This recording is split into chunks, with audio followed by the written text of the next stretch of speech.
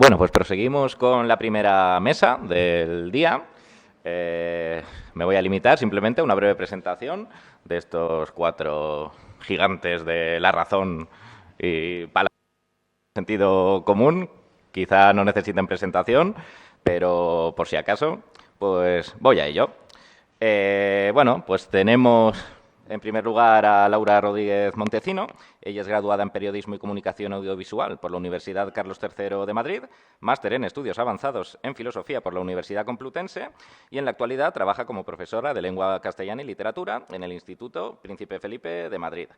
Y bueno, pues quizá lo más relevante acerca del tema que nos convoca, que tiene relación con Laura, es que ella es pues la directora y la impulsora de un programa o podcast que se emite por YouTube, que centrado en el análisis de la actualidad educativa y en la crítica a la nueva pedagogía o al pedagogismo, como queramos llamarlo, que se llama Sobre Ruinas y que es verdaderamente interesante, y allí podréis encontrar, quien no lo conozca, pues un montón de coloquios, charlas y reflexiones que merecen mucho la pena.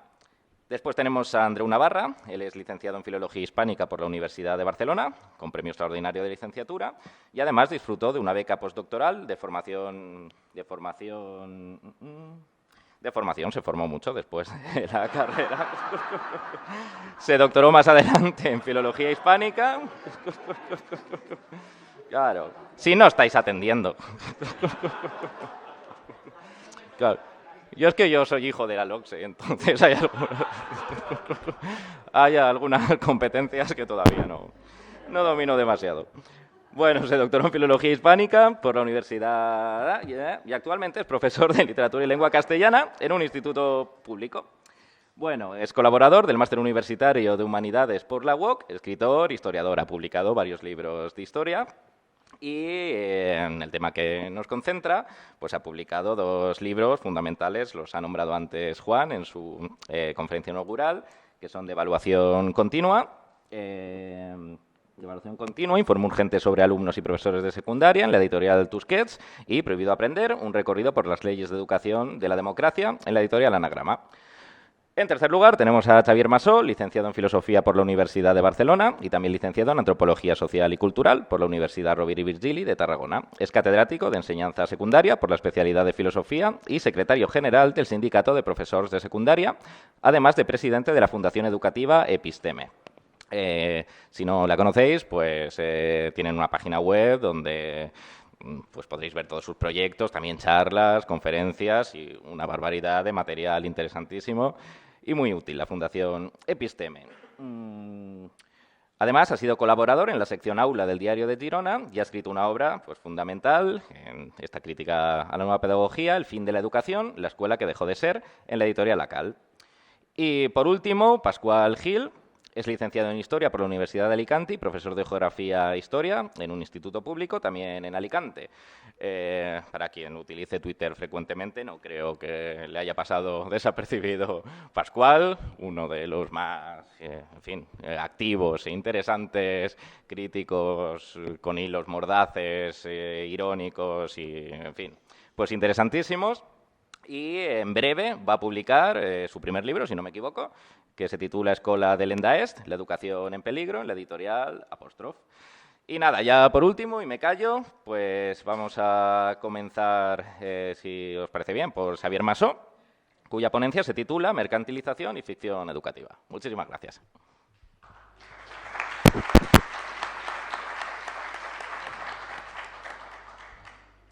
Hola, buenos días. ¿Se me oye bien? Bueno, a ver, mercantilización y ficción educativa es el título que he escogido para esta breve ponencia que vamos a hacer aquí. A ver, en relación con el tema en principio de la mesa, ¿no? Que era políticas y soberanía educativa. Claro, a ver, lo primero que cabe preguntarse es decir, cuando hablamos de soberanía educativa, ¿a qué nos estamos refiriendo? Es decir, estamos en un contexto de globalización, en un marco económico neoliberal que yo definiría como neoliberalismo de Estado. Entonces, yo creo que todo indica que, entendiendo por soberanía lo que todos acostumbramos a entender, soberanía educativa ni está ni se la espera, añadiría yo. Es decir, haberla, sin duda, hayla, en pocos márgenes, pero al menos desde mi impresión no existe, desde los poderes educativos como mínimo, la menor intención de discrepar con lo que se podría considerar las líneas maestras ideológicas del modelo educativo que de alguna manera se está pretendiendo implantar. Es decir, nos esforzamos, o se esfuerzan, quizá mejor, por ser los alumnos aventajados en la aplicación de las nuevas directrices o los nuevos dicterios educativos que provienen pues, de altas instancias transnacionales, ¿no? O sea, tipo OCDE, en fin, informes PISA, etc. Bueno, vamos a ver.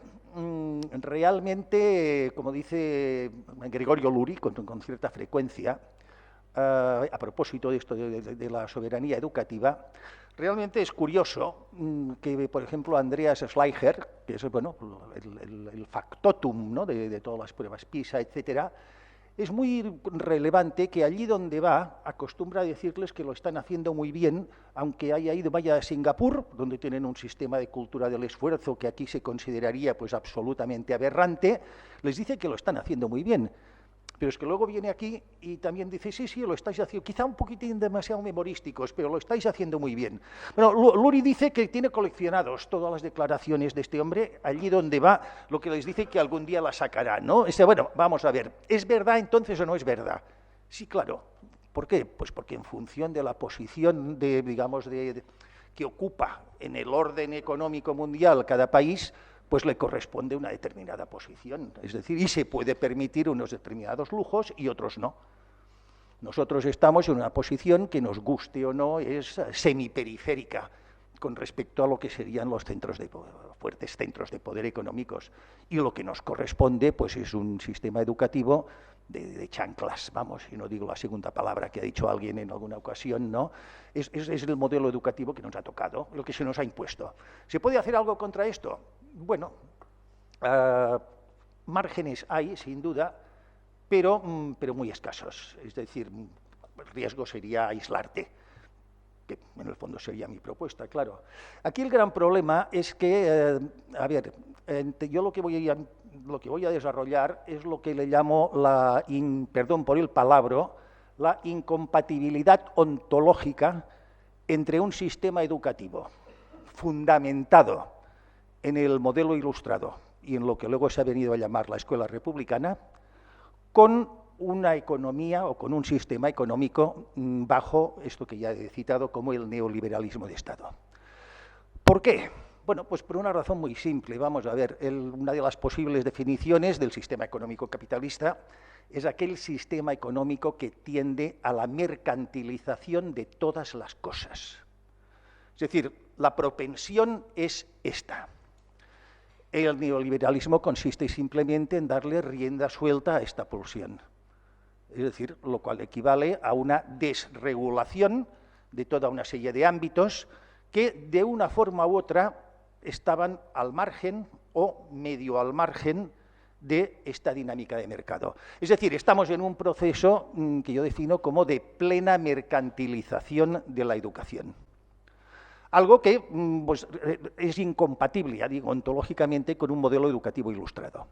Recordemos cómo lo definía Hannah Arendt, ¿no? En sus famosos textos sobre la crisis de la educación. Debemos separar, decía Hannah Arendt, debemos separar de una manera concluyente la esfera de la educación de otros campos, sobre todo del ámbito vital público, político, para aplicar solo a ella un concepto de autoridad y una actitud hacia el pasado que son adecuadas en este campo, pero no tienen una validez general y no deben reivindicar una validez general en el mundo de los adultos. ¿Qué significa esto? Pues que para aprender las reglas del juego has de estar fuera del juego, no estás en él, lo estás aprendiendo. Hoy en día es evidente que la tendencia es la contraria, es decir, nótese que lo de las competencias es de origen, no es algo derivado. Hannah Arendt diría que para garantizar la continuidad de la democracia se requiere de un sistema educativo, lo dice un poquitín antes de estos textos, fundamentado en la autoridad y la remisión a la tradición, porque, dice ella, el mundo siempre es más viejo que aquel que se está educando. E incluso pues los que estamos enseñando, lógicamente. Claro, ¿qué vamos a enseñar de matemáticas? Pues lo que se sabe por la tradición. O sea, es algo que está construido. Hoy en día, bueno, ha comentado muy bien además el ponente anterior, Juan Quílez, evidentemente estamos en la línea completamente opuesta. ¿Por qué? ¿Cómo se ha desplegado esto? Bueno, yo voy a ser muy simple en el planteamiento del esquema. Vamos a ver, en un modelo como el anterior, educativo, es decir, el que podíamos tener pues en la LGE, incluso yo diría antes de la LOCSE. Bueno, aquí, dadas las peculiaridades propias pues, de este país, de su historia, etcétera, han coexistido una red de enseñanza pública con una red de enseñanza privada.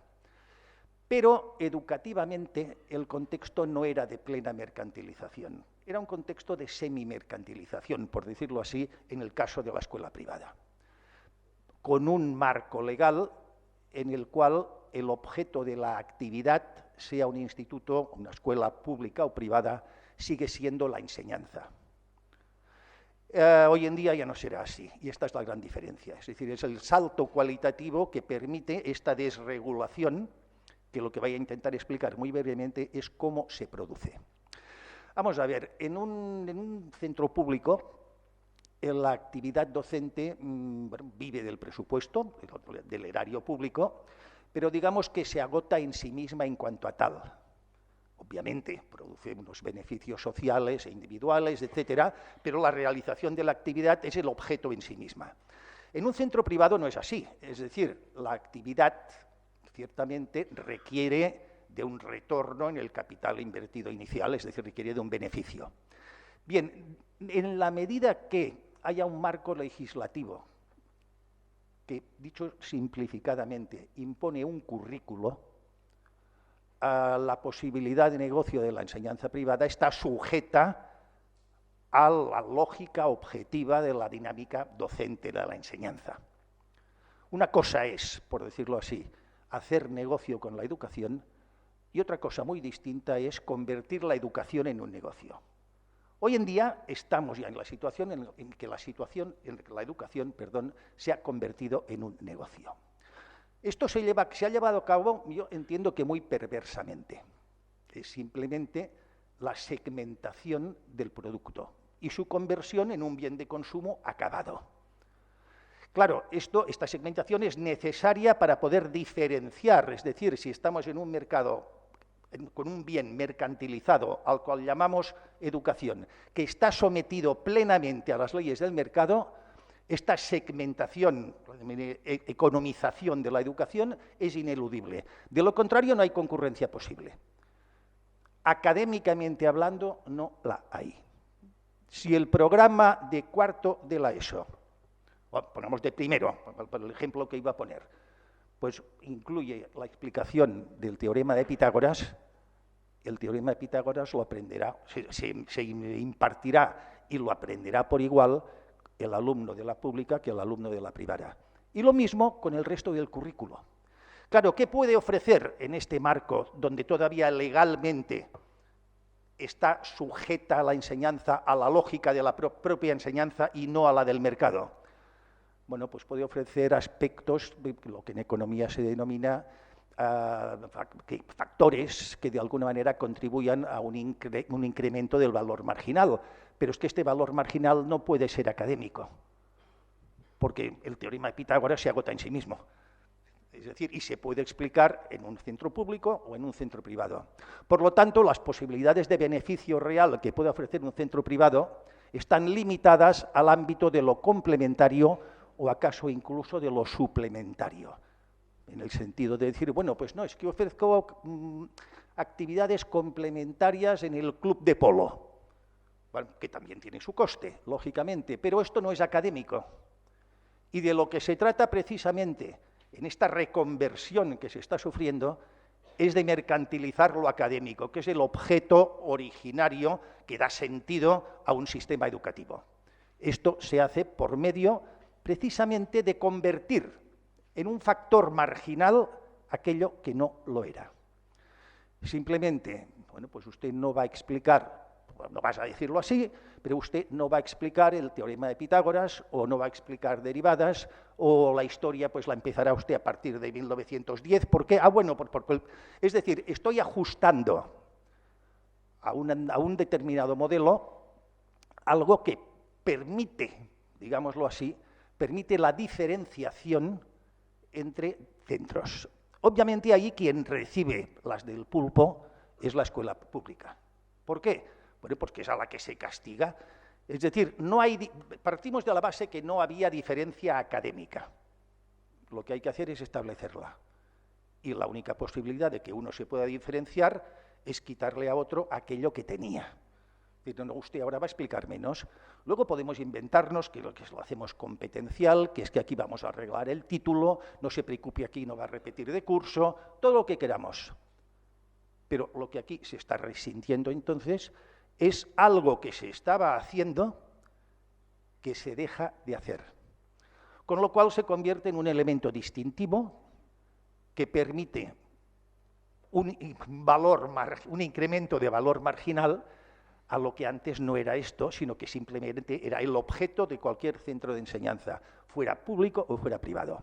Claro, por poner un ejemplo que quizá sea un poquitín forzado, al convertir la educación, al convertir la instrucción pública en un bien de mercado, claro, la educación es un bien inmaterial, no es un coche, pero funcionaría, por decirlo así, si se me permite el símil, como si adquiriendo pues, el coche más barato del mercado, a partir de que el propio usuario, el alumno en este caso, va conduciendo, va haciendo más distancias, etcétera, etcétera, el propio coche va diacrónicamente a lo largo de un proceso aumentando.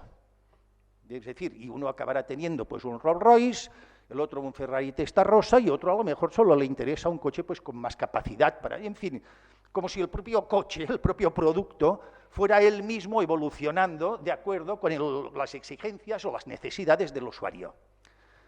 Bueno, la enseñanza funcionaría así. Al mercantilizarla lo que nos están haciendo es convertirla en un coche, turismo, barato, que lo máximo que admite es tuneo. Ni más ni menos. Entonces, todos los decorados que de alguna manera se nos están planteando, esta famosa expresión de la educación o la formación a lo largo de la vida, ¿de qué? Si la inmensa mayoría de universidades matricularte en una segunda carrera se castiga con el 50% más del importe de matrícula. Esto es así en Cataluña, no sé si ve aquí en Valencia es así. ¿Qué formación a lo largo de toda la vida en un puesto de trabajo? A esto es a lo que se están refiriendo, a las posibles reconversiones que aquel puesto de trabajo tenga y a partir de allí, pues sí, hombre, formación para toda la vida, muy bonito, pero esto no es formación. Esto es un sentido estrictamente utilitarista. Y evidentemente, la oferta educativa mercantilizada es esto. Es decir, yo le ofrezco ya a usted un itinerario que contra la estructura o el modelo del sistema educativo tradicional clásico, donde esto sería algo procesual y progresivo, es decir, un itinerario con distintos rellanos, a partir de los cuales uno puede detenerse, decidir pararse allí o proseguir escaleras arriba en otro rellano, tomando bifurcaciones. Ahora ya no es esto. Ahora ya se me ofrece una única escalera que tiene un punto de salida muy claro. Y en ello estamos en estos momentos. Claro, ¿esto se puede combatir? Pues evidentemente estamos luchando contra toda una serie de intereses objetivos. Realmente, esto se ha convertido en un negocio. Y lo único que quedaba por convertir ya en un negocio era precisamente el objeto de los sistemas educativos, que era la instrucción. Ahora todos sabemos, antes las escuelas de élite élite se refería a élite por la procedencia, la extracción socioeconómica de sus usuarios.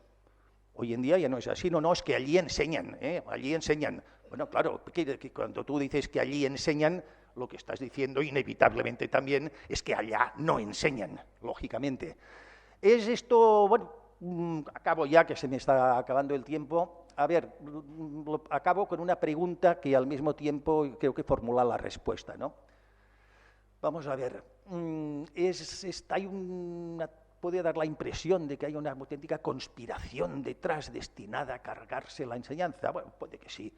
O sea, no hace falta, es la propia lógica del sistema neoliberal, la que lleva a esto. Hasta hoy en día, o hasta hace poco, digamos que si el capitalismo no se estaba expandiendo en lo que son todas sus pulsiones, por decirlo en términos psicológicos, ¿no?, era porque había una serie de leyes que regulaban esto. El mercado estaba regulado, más o menos, mejor o peor, pero lo estaba. Actualmente la desregulación lo que implica es darle rienda suelta. Por lo tanto, pues yo concluyo con una conocida frase del Padrino de Francis Ford Coppola, ¿no?, cuando van a asesinar a un tío y el otro le dice, oye, no es nada personal, ¿eh? Dice, son solo negocios. Yo creo que es esto. Gracias.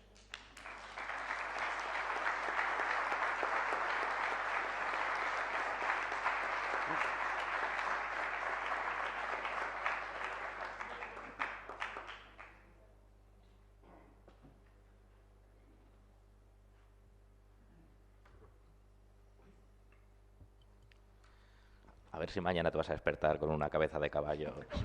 Cuidado. A ver.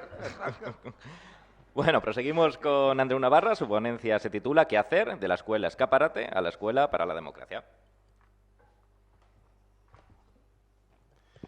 Hola, gracias por estar aquí. Gracias por haber organizado este observatorio de la realidad educativa y este congreso OCRE, donde estamos desdigitalizando a todos estos personajes que de algún modo solo hemos tenido la red para poder alzarnos, ¿no?, contra lo que consideramos un atraco, un abuso, ¿no?, y que nos han dado gato por liebre, nos han vendido una ley de educación y lo que es una reconversión económica. Creo que ya podemos decir que esta sería una de nuestras conclusiones. Bien, cuando pensé mi ponencia, claro, a mí lo que me preocupa últimamente es eso, ¿qué hacemos? ¿Qué hacer? Tenemos diagnósticos, tenemos, por ejemplo, el libro de Xavier Massó, ha cambiado el fin de la escuela, tenemos los libros y las participaciones de Catherine Lecuyer, que es una gran pensadora. El otro día, en las 10º jornadas de secundaria del sindicato ASPEP, me quedó una idea grabada de Catherine. Dijo que el camino podía ser una escuela realista clásica. Escuela realista clásica. ¿Qué es eso? Es la escuela que enseña al alumnado a impugnarnos, que da contenidos para fabricarse la propia juventud los pensamientos que nos van a impugnar. Si no conseguimos restaurar la escuela realista clásica en la pública para todos, no solo en un puñado de centros de élite, sino si no la instauramos en la pública, tendremos más desigualdad y no menos. Repito, ¿qué es eso de la escuela realista clásica? Pues es la escuela que genera generaciones de alumnado joven que es capaz de impugnar a sus propios maestros. Si no conseguimos eso, la democracia ha fracasado. La democracia no es un Estado, no es estática. La quieren estática para la compraventa, para los negocios. Pero, como decía Aranguren, las democracias son procesos de ir hacia la democracia. La democracia es lucha por la democracia. Y eso es lo que estamos haciendo aquí. Esto es lucha por la democracia. Porque nos están tecnofeudalizando la enseñanza para que sea estamental, para que sea medieval, neomedieval, ¿no? Incluso en un sentido románico de las imágenes, ¿no? No pienses mucho, no, pásatelo bien y sobre todo integra esto que te estamos diciendo aquí, baja la cabeza. Pero nosotros no queremos eso. Nosotros queremos que alcen la cabeza, ¿no?, de algún modo. Bien, ¿qué hacer? Además de Catherine Lecuyer, hay dos pensadoras que a mí últimamente me han preocupado y me han iluminado en este sentido. Otra es Annie Pérez, que tiene el libro de las falsas alternativas, donde va descomponiendo todos los fraudes, ¿no?, de la no direccionalidad. Ella dice que hay que, 1, volver a los contenidos, 2, volver a la clase, pero no a la clase del aula, a la clase social. Es decir, hay que decir al alumnado a qué clase social pertenece y qué puede hacer para emanciparse, tenemos que volver a la educación para la emancipación. Y luego, la otra pensadora es Marina Garcés, ¿vale?, de la que yo voy a valerme para intentar entender dónde estamos, para luego intentar responder qué podemos hacer. Dice Marina Garcés en este libro cuyo título tomo como un lema: Nueva ilustración radical. Nos tenemos que reilustrar esta sociedad. Y si antes no era ilustrada, da igual, la ilustramos ahora. No es nostalgia esto, ya está bien. Cada vez que, como aquí muchos tuiteros, fuera estamos planteando que aquí están todos los tuiteros inquietos, ¿no?, para no decir la palabra que han dicho de verdad, siempre nos responden, la EGB, la EGB, la EGB. La EGB, hace 40 años de la EGB, dejemos la EGB. ¿Por qué no hablamos de nuestra democracia ahora aquí? Nuestro Congreso OCRE, nuestras aulas, nuestro alumnado, no el de hace 50 años. Es decir, tenemos que saber dónde estamos ahora. ¿Dónde estamos ahora?, dice Marina Garcés. El mundo contemporáneo es radicalmente antiilustrado. Sigue, y la antiilustración no es un Estado, es una guerra.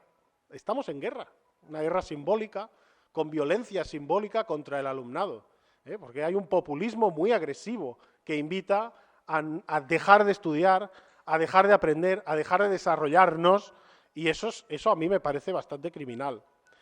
Sigue Marina Garcés, las caras de esta guerra antiilustrada son muchas y se multiplican día a día. En lo político crece un deseo autoritario que ha hecho del despotismo y de la violencia una nueva forma de movilización. Se le puede llamar populismo, pero es un término confuso. De lo que se trata es de un nuevo autoritarismo que permea toda la sociedad.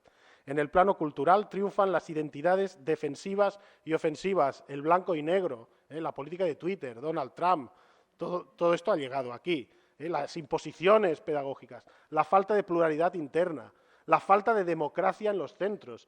Está ocurriendo un fenómeno curioso en Cataluña. Como ha habido huelgas, como la gente ya no aguanta más, muchos institutos están creando asambleas, y esa asamblea es el claustro. El claustro ya es un claustro de transmisión patronal de información impuesta. Por lo tanto, han entrado en conflicto asambleas con los claustros, porque un claustro es una declaración de un equipo directivo. Pues los claustros se han ido, se han marchado. El claustro es este. ¿Por qué ya no hay claustros en los centros? Por lo tanto, tenemos que volver a reunirnos. ¿Qué es la ilustración? Reunirse para hablar de cosas racionales. Los nuevos currículums no son material racional. Yo por eso he renunciado ya, me llaman de un periódico. ¿Qué piensas, Andreu, qué piensas de tal currículum? Yo no comento basura, no negocio con terroristas. Esto que dicen, es basura, no me interesa, no me interesa. A ver si el del caballo, la cabeza del caballo seré yo. O nos espera aquí ya la benemérita y nos van identificando. Hace poco fui a una asamblea de estas de profesores de Barcelona. El primero que llegó era un policía. Entonces, yo y otro chico llegamos, hola, señor policía. Y el policía, ¿van ustedes a cortar la calle? No, vamos a hablar. Pero no harán ninguna acción en plan, no, señor policía, somos profesores, su gato es más peligroso, vamos a hablar, sencillamente a hablar. Y el policía empezó a reírse y me di cuenta de que ese hombre, que era de la Guardia Urbana, empezó a reírse pensando, ¿pero quién narices ha llamado a la Guardia Urbana para que yo venga aquí a vigilar a unos profes que están hablando? Es decir, las situaciones de violencia simbólica, no se ha llegado a las manos, pero realmente hay una coacción muy clara que todos sufrimos. Es muy importante que hablemos de estas coacciones, porque tenemos que liberarnos, tenemos que hacer una educación emancipadora, pero si no nos liberamos nosotros, no vamos a conseguirlo. Sigue Marina Garcés, dice, la educación, el saber y la ciencia se hunden también hoy en un desprestigio del que solo pueden salvarse si se muestran capaces de ofrecer soluciones concretas a la sociedad. Soluciones laborales, soluciones técnicas, soluciones económicas, competencias. El solucionismo es la coartada de un saber que ha perdido la atribución de hacernos mejores como personas y como sociedad. Por eso es antidemocrático, porque no hay progreso aquí, no se lucha por la democracia. Se lucha, en otro libro muy importante de Marina Garcés, Las prisiones de lo posible, nos explica dos cosas, que hemos convertido a la sociedad en un vertedero, que en ese vertedero la educación pública se lleva los residuos del presupuesto, por lo tanto somos población residual, los que queremos pensar, los que queremos aprender, los que queremos hacer asambleas, los que hacemos congresos OCRE. Estamos ahora mismo en el margen. Ese margen tiene que empezar a colonizar o reconquistar el foco central. ¿Cómo lo hacemos? No lo sé. Estoy convencido de que sin brazo político es imposible. Es decir, tendremos que hacer como Teruel existe. Es decir, empezar lo digo completamente en serio. Es decir, o aquí cogemos cuotas de poder o nos van a aplastar. La primera cuota de poder, evidentemente, son las palabras. Por eso yo recomiendo estas palabras de Catherine Lecuyer, que es la escuela clásica realista y también la nueva ilustración radical. Porque yo pienso que estamos como en 1750. ¿Qué se encontraban aquellos hombres? Una universidad que no era nada, donde había unos señores hablando de la nada encadenada, para no pensar. Aquí ocurre exactamente lo mismo. Estos currículums, estas cosas de competencias, no son exactamente, equivalen a nada. No sirve de nada. Nosotros tenemos personas para educar. Luego dice Marina Garcés otra cosa, el neoliberalismo causa confusión. Es muy importante para identificar qué nos está pasando. Por ejemplo, cuando nos llaman elitistas, vamos a ver, hay muchos materiales, por ejemplo, de la Fundación Bofill en Cataluña, que llaman a los profesores elitistas. A ver, vamos a ver, yo estoy dando clases en Nou Barris, alumnado que ha sido desahuciado por el sistema, y soy yo el elitista, y me lo dice un señor que está manejando millones de euros en un palacete. Pero vamos, ¿esto qué es? Esto es confusionismo. Es confusionismo. ¿Quiénes defienden aquí al alumnado? Nosotros. Y ellos les arrancan derechos. Y esto se tiene que decir bien claro, porque si no, ahora hablaba la ministra Alegría, hay que empoderar al profesorado. No me va a empoderar usted. Nos empoderamos aquí, hablando a nosotros. El discurso es poder, el poder que queremos nosotros, no el que nos quieren dar, que no es poder ni nada, es pura pasividad, ¿no? Dice también Marina Garcés que este mundo tiene dos problemas, este mundo neoliberal, la obviedad y la estupidez. Los nuevos currículums son estupidez y lo que dicen los ministros son obviedad, la escuela del ser. ¿Qué es la escuela del ser? Que es nada, es la obviedad. Van diciendo obviedades, pero están cobrando para otra cosa, están cobrando para que aquí haya una enseñanza racional, ¿no? ¿Qué podemos hacer? Bien, pienso que el camino es esta escuela realista clásica en la pública. ¿Qué más podemos hacer? Yo lo he probado.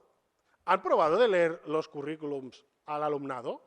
Son ridículos, generan pensamiento crítico. Pero claro, al decirlo, miren, mireu, nens, és que això és el que us he d'explicar.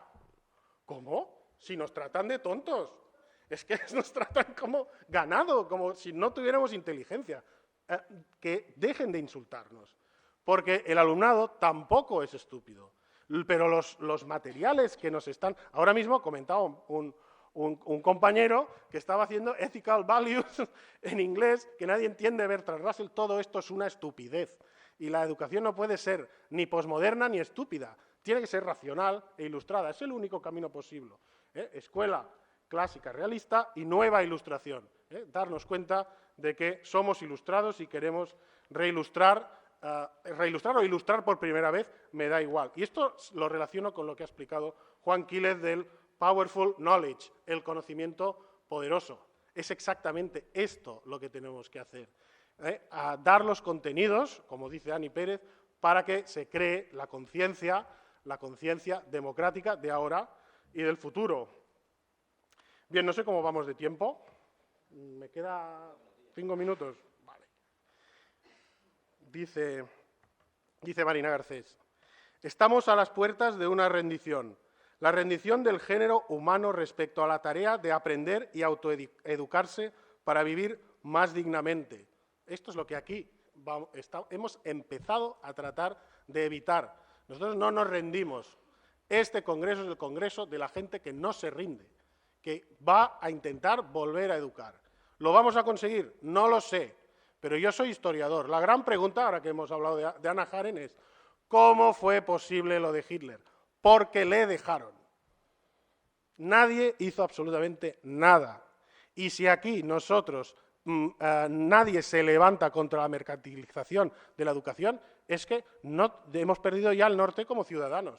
Por lo tanto, ya no hablo ya de educadores ni de profesores. Hay que cuidar esto porque si no viene una dictadura de mercado y nadie en esta sociedad habrá hecho absolutamente nada. Por lo tanto, esperanza, porque veo cada vez más libros, más pensadoras, más pensadores, más docentes que no se lo creen, que se levantan racionalmente, no con piedras, como temía el policía ese de la Asamblea de Profesores. Nosotros, no, es que nos han llegado a decir violentos, pero claro, violentos. Unas maestras y unos profes ahí pues con unas pancartas, es que claro, es que esto ya es demencial, ¿no?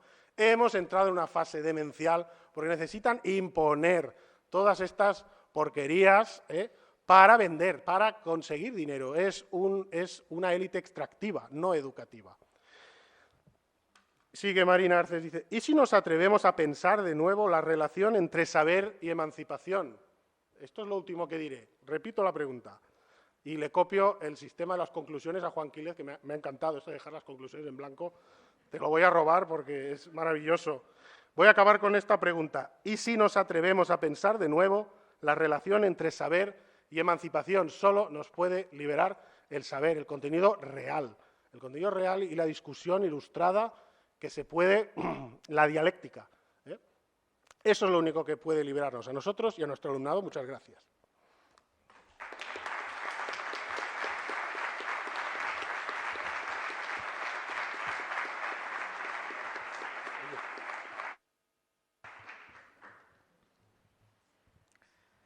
Proseguimos con Laura Rodríguez Montecino, cuya ponencia se titula Autonomía y soberanía, la descentralización en las políticas educativas. Vale, muchas gracias. Bueno, buenos días a todos.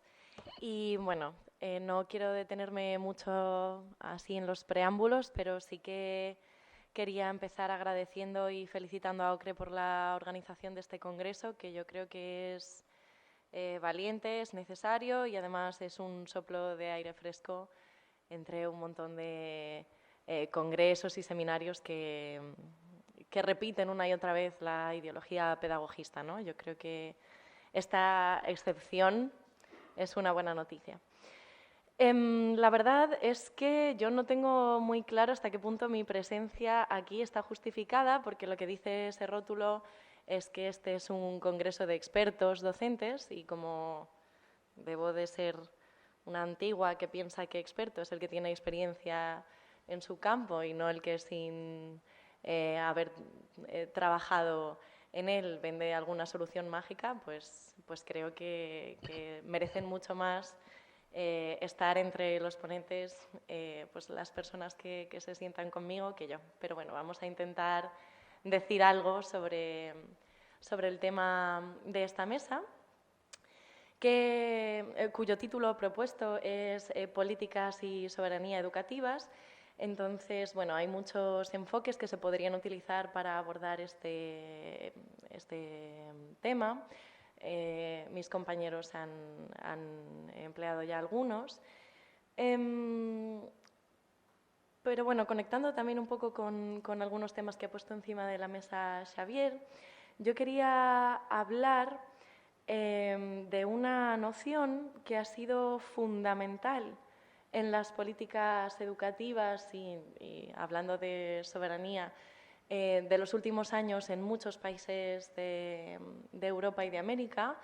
España no es una excepción. Y de la que, sin embargo, no se suele hablar fuera de ámbitos muy especializados como el ámbito jurídico o el ámbito administrativo. Me estoy refiriendo a la noción de descentralización a la hora de llevar a cabo políticas educativas.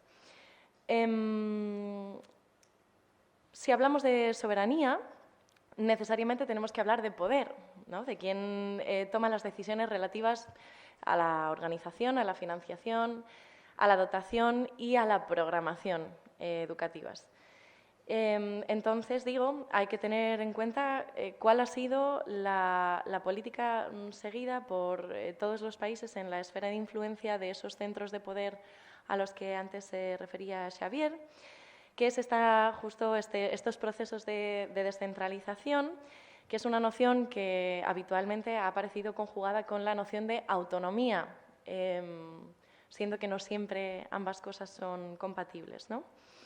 En los próximos minutos, entonces, muy rápido, vamos a explorar qué es la descentralización, qué distintas clases de descentralización educativa se pueden dar y cuáles han sido los principales procesos de descentralización que han tenido lugar en España.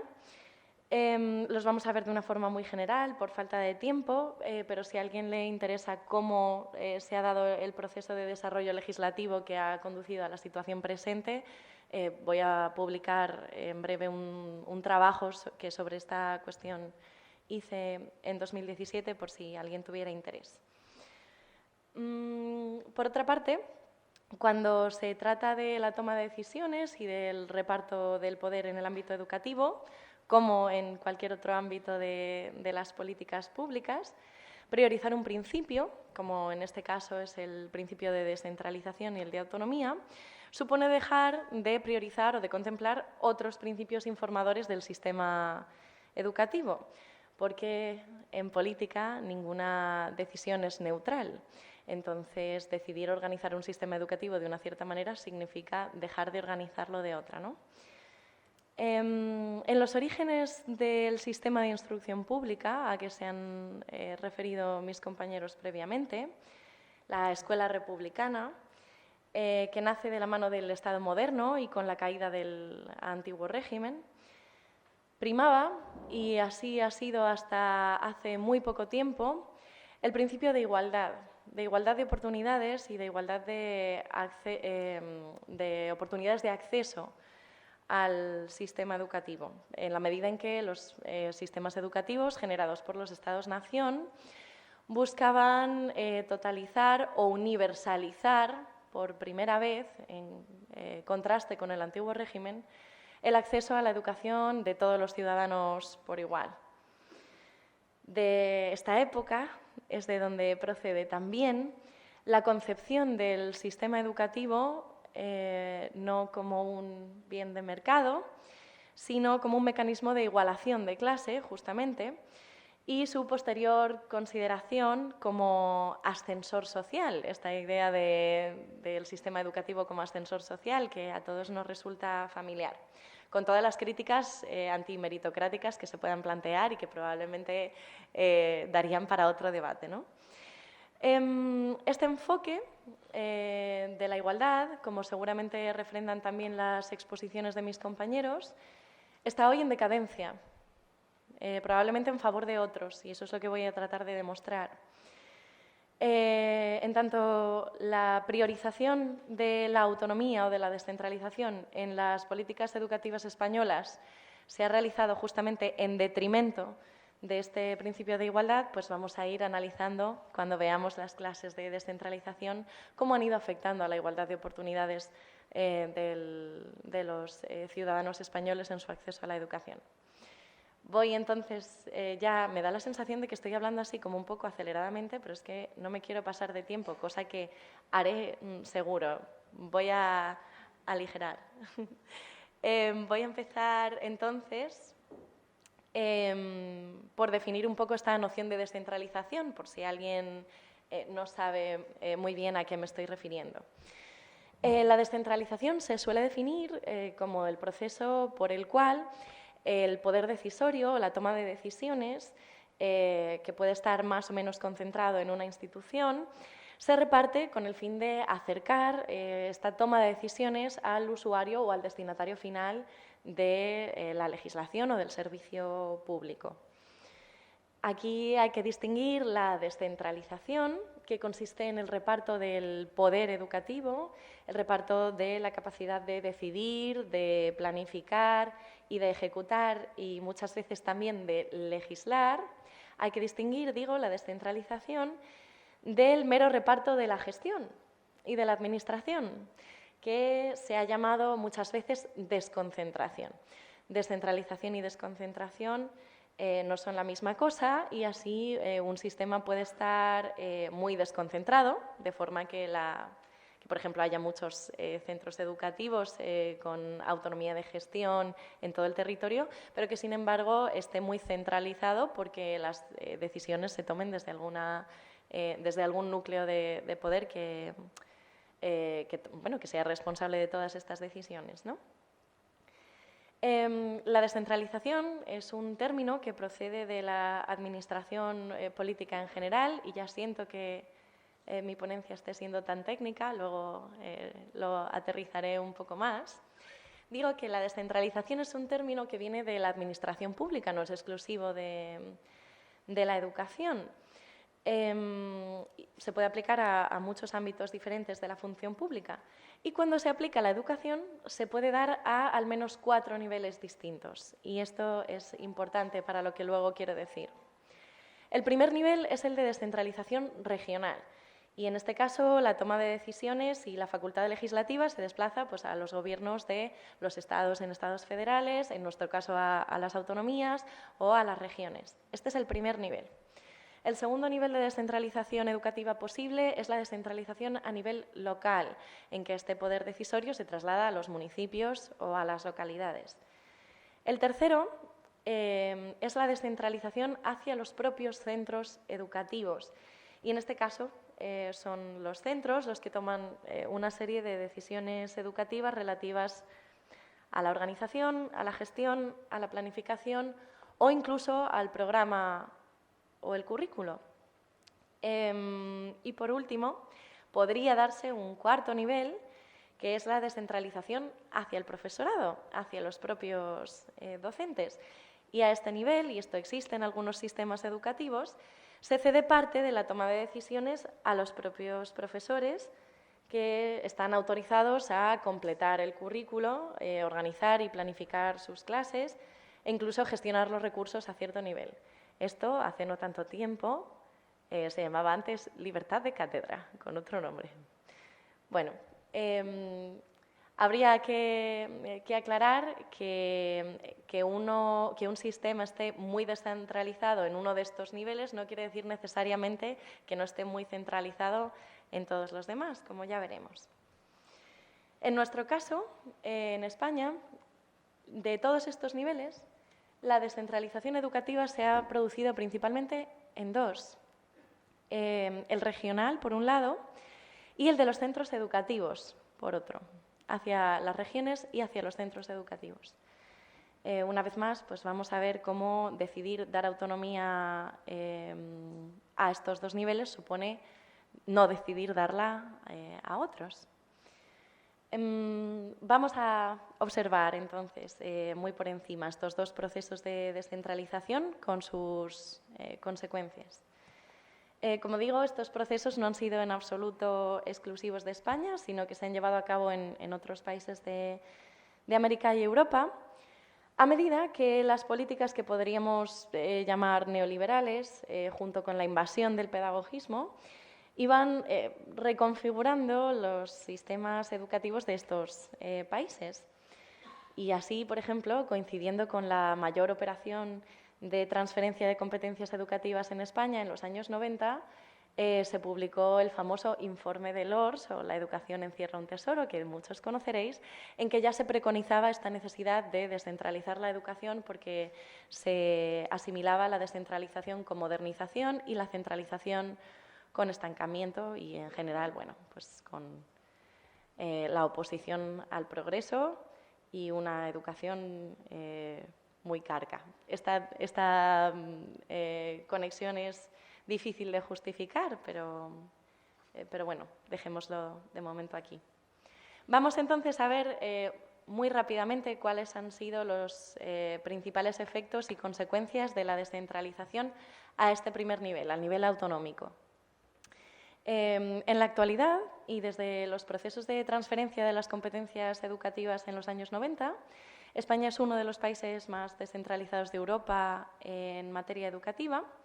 Y bueno, sin detenernos demasiado en el modo como se repartieron estas competencias educativas a cada autonomía, que fue un proceso bastante heterogéneo, vamos a decir que en el presente compete a las comunidades autónomas desarrollar legislativamente las leyes estatales, conforme al artículo 27 de la Constitución española, ejecutar en toda su extensión niveles y grados, modalidades y especialidades la enseñanza y, por tanto, como consecuencia, completar y concretar el currículo de mínimos que ofrece la Administración central, a la que también le compete la homologación de los títulos.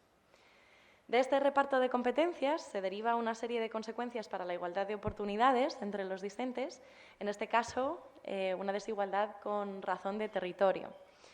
Vamos a ver algunas de ellas, ¿no?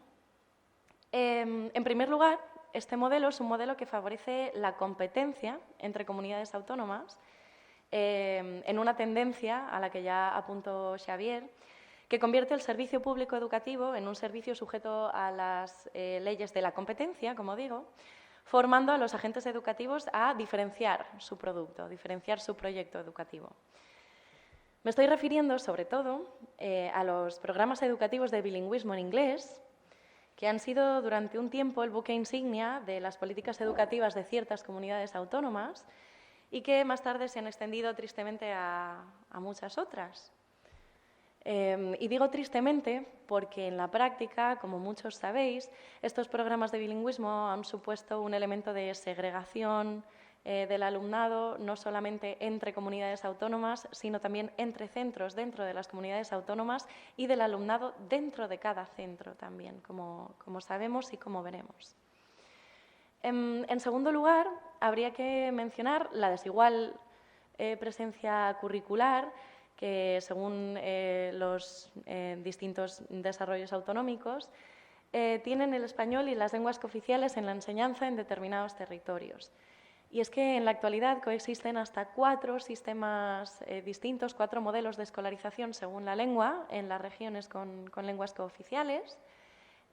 No tengo tiempo para extenderme mucho, pero estos 4 modelos consisten en la escolarización íntegra en la lengua cooficial, salvo la asignatura de castellano, que es, por ejemplo, el modelo más extendido en País Vasco, la escolarización bilingüe a partes iguales entre el castellano y la lengua cooficial, con el castellano como vehicular en infantil, que es el modelo gallego, un modelo por votación del Consejo Escolar de la cantidad de carga horaria en cada lengua, con al menos el 25 en cada tipo, que es el modelo de la Comunidad Valenciana, y un modelo que exige el 50% en la lengua cooficial, dejando a los centros desarrollar el resto de la compleción, que es el modelo de Baleares, ¿no? Como se puede ver, entonces, la descentralización de esta competencia redunda en la desigualdad de oportunidades del alumnado, no solo entre las comunidades monolingües, sino entre las que tienen lenguas cooficiales. Muy rápidamente, porque no tengo mucho más tiempo, podríamos acordarnos del importante menoscabo de la igualdad de oportunidades que supone tener un distrito universitario único y, sin embargo, una prueba de acceso a la universidad diferente en cada comunidad autónoma. Lo mismo podría decirse del acceso a la carrera docente por parte del profesorado, con las diferencias que existen entre las oposiciones en unas comunidades y en otras. Y, por último, la cesión de la competencia de gestión lleva también a desigualdades notables entre los distintos territorios y así, en 2021, la diferencia entre el gasto educativo per cápita de la comunidad que más invierte en educación, que es el País Vasco, que invierte 1.390 euros per cápita, a la que menos, que es Madrid, que invierte 759 euros, es de 631 euros para el año pasado. Lamentablemente, no puedo detenerme en la concreción del currículo, pero bueno, como es un tema como muy sabido, todo el mundo sabe en qué se traduce que sean las comunidades autónomas las que tengan que completar los currículos, unos currículos además cada vez más abstractos, menos de contenidos y más actitudinales, que es que en ciertas comunidades esto sirve para promover y favorecer determinados proyectos según el color del gobierno, que pueden ir desde proyectos identitarios a utilizar las asignaturas de libre configuración para vender ideología liberal, que es lo que se hace en la comunidad en la que yo trabajo. Muy rápidamente, sobre las consecuencias de la descentralización a nivel de los centros, a nivel central. Como según hemos dicho, las competencias están transferidas, pues en algunas comunidades tienen más autonomía y en otros menos. Pero teniendo en cuenta que en la mayoría de comunidades hay lo que se llama libertad de elección de centro por parte de los padres, esta libertad o esta autonomía de configuración de los centros se ha traducido, como apuntaba Xavier antes, en que cada centro tiene que diferenciar su proyecto educativo de alguna manera para atraerse a la clientela, porque ya no es alumnado, sino clientela por la que hay que competir. Y solo de esta manera se explican los programas bilingües, bachilleratos de excelencia, bachilleratos internacionales, menciones de institutos de innovación tecnológica y todo el resto de proyectos con los que no quiero aburrirles y además tampoco puedo porque no tengo tiempo, porque conocen ustedes perfectamente. En este caso, la introducción de las desigualdades que supone descentralizar la, digamos, toma de decisiones a el nivel de los centros supone que esta clase de lógica de competencia, de lógica mercantil que antes aplicaba en la red privada y en la red privada concertada, aplica ahora también en la competencia entre la pública y la privada y privada concertada y también entre centros de la propia pública, generando en ciertas zonas lo que podríamos llamar guetos educativos, porque aunque sobre el papel no se pueda seleccionar al alumnado, aquí todo el mundo sabe que el alumnado académicamente mejor termina en determinados centros y el alumnado académicamente peor se concentra en los mismos centros, dificultando todavía más su actividad en estos centros que eufemísticamente se llaman de difícil desempeño. Rápidamente, tengo muchas cosas más que decir porque calculo fatal el tiempo, ya les avisé. Pero voy directamente a ciertas conclusiones acerca de esta tensión entre los principios de descentralización y de igualdad. En primer lugar, tendríamos que preguntarnos si se trata de acercar la toma de decisiones educativas a los destinatarios finales, que son los profesores y los alumnos, ¿dónde ha quedado la pretendida autonomía en favor del cuarto nivel de descentralización que yo les mencionaba antes, que es la autonomía de los docentes? Porque se habrán dado cuenta ustedes de que estos procesos de descentralización en favor de las autoridades educativas de las regiones y en favor de los equipos directivos de los centros han ido acompañados de una merma de la autonomía docente y de una imposición metodológica y de desarrollo de la actividad considerable, ¿no? En segundo lugar, esta aparente paradoja que les acabo de plantear se puede resolver con la segunda conclusión que les quiero plantear, y es que no se puede hablar de soberanía educativa ni de políticas educativas sin hablar de reparto de poder y de toma de decisiones. Y la educación, aunque no solamente, tiene también una dimensión política y a menudo ocupa un importante lugar en los planes de las administraciones y de ciertos sectores sociales, como los partidos, por ejemplo, ¿no? Para comprender el reparto de poder en el sistema educativo vigente, hay que comprender principalmente que las razones de este reparto no han sido de naturaleza estrictamente pedagógica, ni didáctica, ni siquiera estrictamente educativa. Han tenido motivos políticos que tienen que ver con la historia reciente de España y después se han justificado educativamente, que es diferente, ¿no? Habría que ver si esta descentralización no ha ido acompañada, como sugería antes Xavier, de la desregulación, en realidad, ¿no? Y por último, y para finalizar, yo les querría plantear, pues, polémicamente, ya que hablamos de política, que cuando se defiende el sistema de instrucción pública tenemos que decidir qué sistema queremos defender. Si uno que tenga como principio o como centro, principio informador, la autonomía de los centros para la competición entre ellos, según esta lógica mercantil de clase, o la autonomía de centros y regiones para la competición mercantil también entre las comunidades y no solo entre los centros, y la educación en la particularidad, o más bien un sistema educativo que tenga como principio informador la igualdad, que era el corazón de la escuela republicana y del sistema de instrucción pública como proyecto, y que en ningún caso esta igualdad significa uniformidad, como ya nos decían los pedagogos socialistas Lorenzo Luzuriaga o Marcelino Domingo. Y ya está. Bueno, me he quedado muy poquito por debajo de los 20 minutos, pero creo que ya ha sido demasiado igualmente, ¿verdad?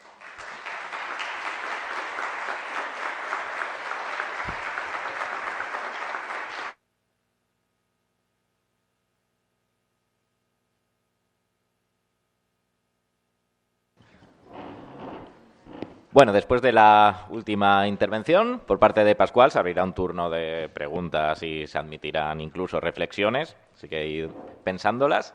Y termina, como digo, Pascual Gil con una ponencia de título insuperable, en mi opinión, que es Inteligencia emocional, arma de alienación masiva. Hola, buenos días a todos. Y nada, empiezo evidentemente agradeciendo a OCRE y a la plataforma de docentes valencianos por haberme invitado. Es un verdadero honor y un placer estar aquí con todos vosotros y poder desvirtualizar a muchísima gente con la que interactúo cada día y con la que disfruto mucho interactuando cada día y aprendiendo. Y nada, como bien ha dicho el moderador Javier, ¿de acuerdo? Voy a hablar sobre todo del tema de la inteligencia emocional.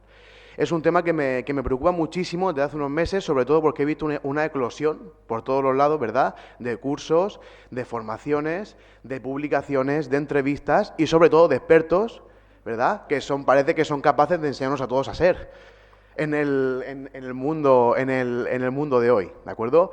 Es realmente preocupante, ¿por qué? Porque el discurso de inteligencia emocional, por lo que he podido ver, tiene dos grandes pies de barro, ¿vale? Se ha convertido en un gigante, sobre todo mediático y sobre todo empresarial, económico, pero es un gigante con dos pies de barro clarísimos, ¿de acuerdo? Por un lado es su intencionalidad, claramente es un discurso instrumentalizado por la dictadura del mercado neoliberal, claramente, se quiere enseñar a ser de una determinada forma para adaptarse, para ser el sujeto adaptado y adaptable a un sistema socioeconómico concreto, y por otro lado tiene los pies de barro a nivel científico, ¿vale? Que es lo que me voy a centrar hoy, para ver hasta qué punto el discurso, el relato de la inteligencia emocional no es nada más que un constructo retórico y a día de hoy no hay suficiente evidencia ni suficiente base científica ni investigación para poder afirmar que eso debe entrar como elefante en cacharrería dentro del mundo educativo, como está haciendo en este momento, ¿vale?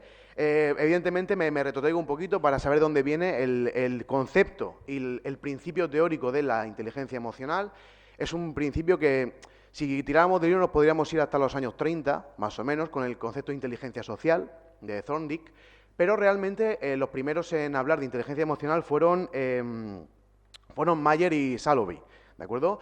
A mediados de los 90 empezaron a hablar de inteligencia emocional como la capacidad que tiene la persona para gestionar, para manipular, para, digamos, adaptar sus emociones y sentimientos.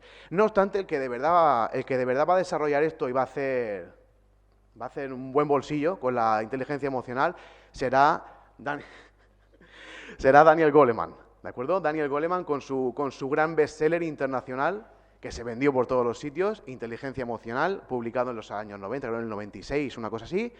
Daniel Goleman abrió la veda a una enorme industria que a día de hoy ya es multimillonaria a nivel internacional y que evidentemente ha llamado la atención de todo aquel predispuesto a pescar a río revuelto, ¿vale? Daniel Goleman, desde que publicó ese bestseller, básicamente, simplemente un inciso, se ha dedicado a ir ha ido de charla en charla, de encuentro de gurús en encuentro de gurús, más o menos, el último aquí en Valencia, por cierto, el Big One Forum del 2018, ¿verdad?, en el que compartía, era cabeza de cartel y que no por nada, pero el psicólogo Eparquio Delgado definió como la mayor tomadura de pelo de la historia de Europa y participó Daniel Goleman de la inteligencia emocional como cabeza de cartel, ¿vale? Y a partir de ese momento, el discurso de inteligencia emocional, digamos, se ha hecho grande, se ha convertido en una industria y se intenta meter en el mundo educativo. Evidentemente, en el mundo educativo se está metiendo como un arma instrumentalizada al servicio de unos intereses concretos, ¿vale? Dentro de la parte que tiene la educación de enseñar a ser, el discurso de inteligencia emocional se mete sobre todo para adaptar al sujeto a ciertas condiciones de manera crítica. Es un caballo de Troya, ¿de acuerdo? Retomando lo que ha dicho antes Skillet, es un caballo de Troya, es el envoltorio bonito por el que se intenta ganar la simpatía de aquellos profesores bien intencionados y realmente preocupados por el bienestar emocional de los alumnos, ¿vale? Y el suyo propio, porque no quiero que se entienda esto, evidentemente, como que las emociones no tienen importancia. Las emociones son importantísimas, pero mírenlo con perspectiva. El ser humano, el Homo sapiens, tiene cientos de miles de años. No hemos aprendido a gestionar emociones ahora. Gestionamos emociones porque vivimos y interactuamos con la gente y nos enfrentamos a problemas y disfrutamos y más o menos nos vamos conociendo todos, nos vamos autoconociendo conforme pasan los años, ¿de acuerdo? Y cada uno aprende a autorregularse. En cualquier caso, el discurso de inteligencia emocional ha entrado en las aulas y me gustaría, sobre todo en este sentido, incidir en el otro pie de barro, que es en el de la falta de justificación científica para la cantidad de formación docente que se ofrece con esta temática como núcleo. ¿Vale? Los primeros en poner el grito en el cielo sobre los problemas de la inteligencia emocional fueron los australianos, americanos, algunos franceses, algunos ingleses, hace ya 20 años. ¿De acuerdo? En cuanto salió el libro de Daniel Goleman, simplemente por poner un ejemplo, Edwards, Giles y Horsley, de la Universidad de Southampton, ya hablaban de brain porn. Decían que la inteligencia emocional era pornografía cerebral. ¿De acuerdo? Al mismo tiempo tenemos el caso de, Hartley, y Hartley hace 20 años decía esto, afirmaba esto sobre la inteligencia emocional. Os lo leo. A ver.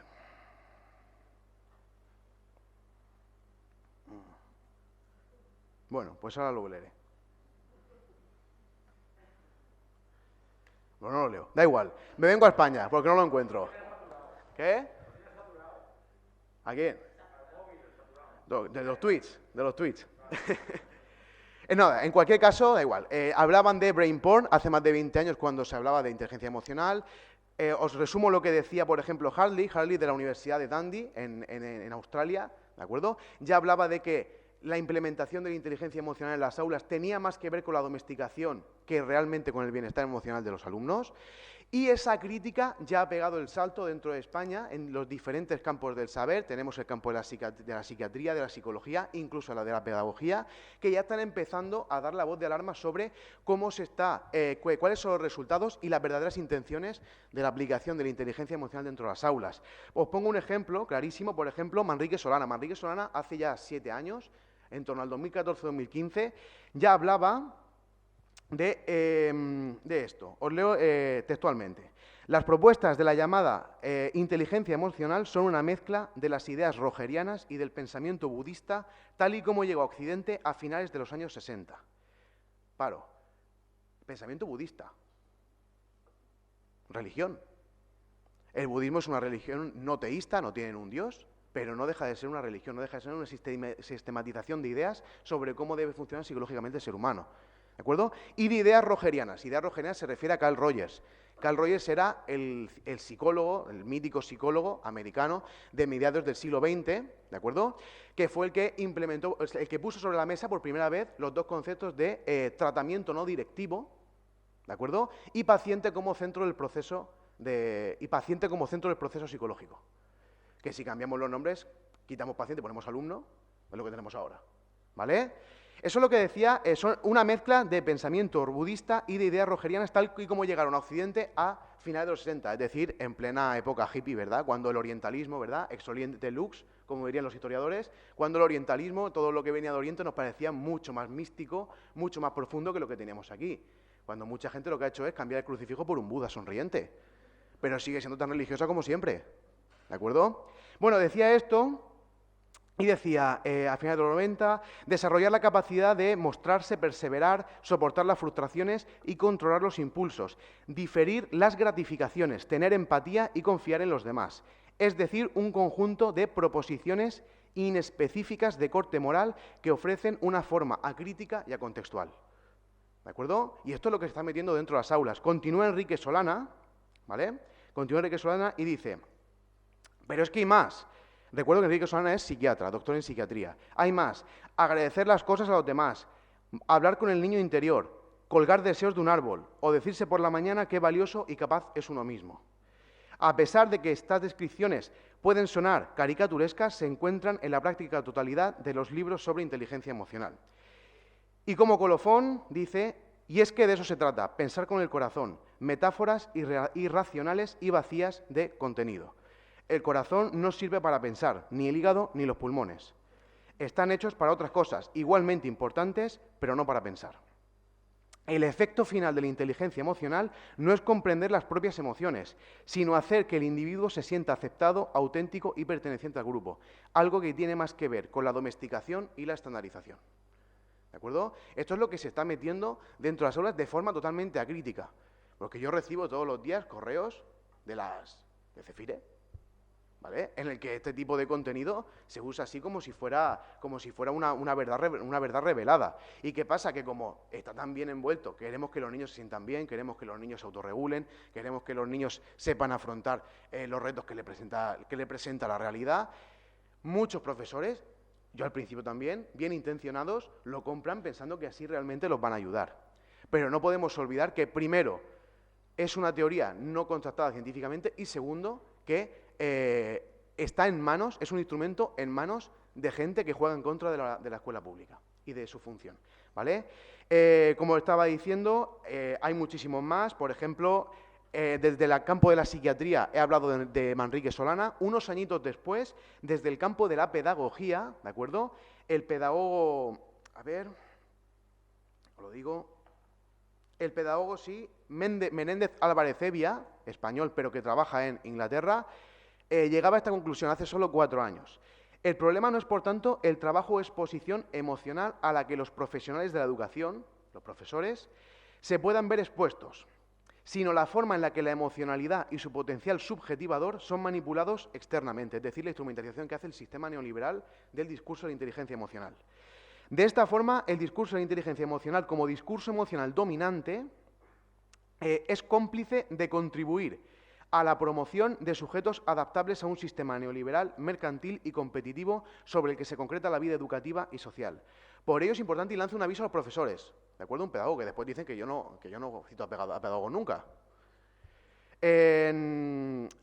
Por ello es importante que se examine a fondo la forma en la que profesionales de la educación, los profesores, especialmente los docentes, desafían e interrumpen la hegemonía de este discurso de la inteligencia emocional.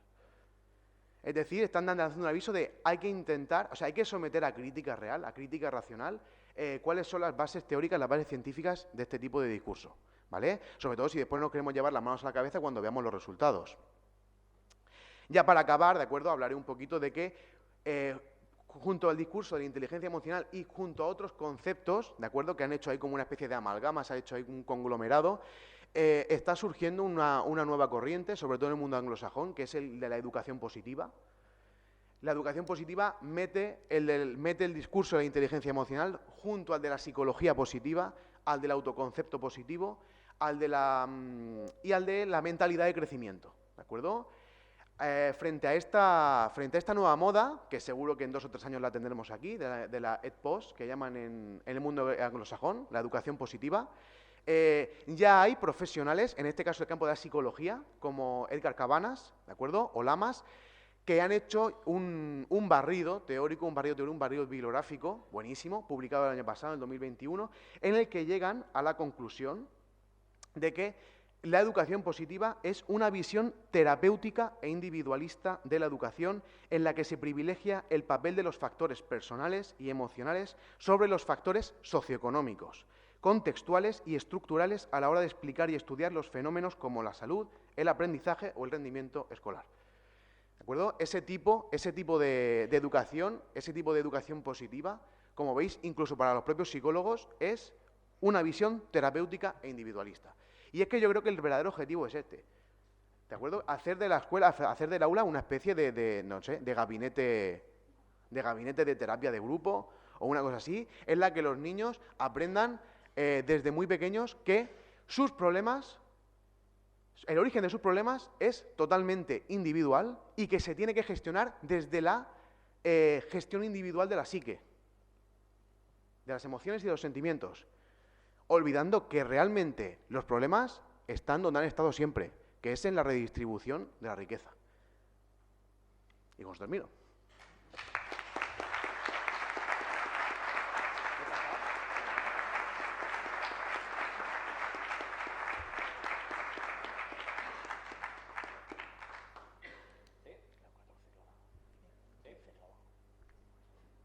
Ahora.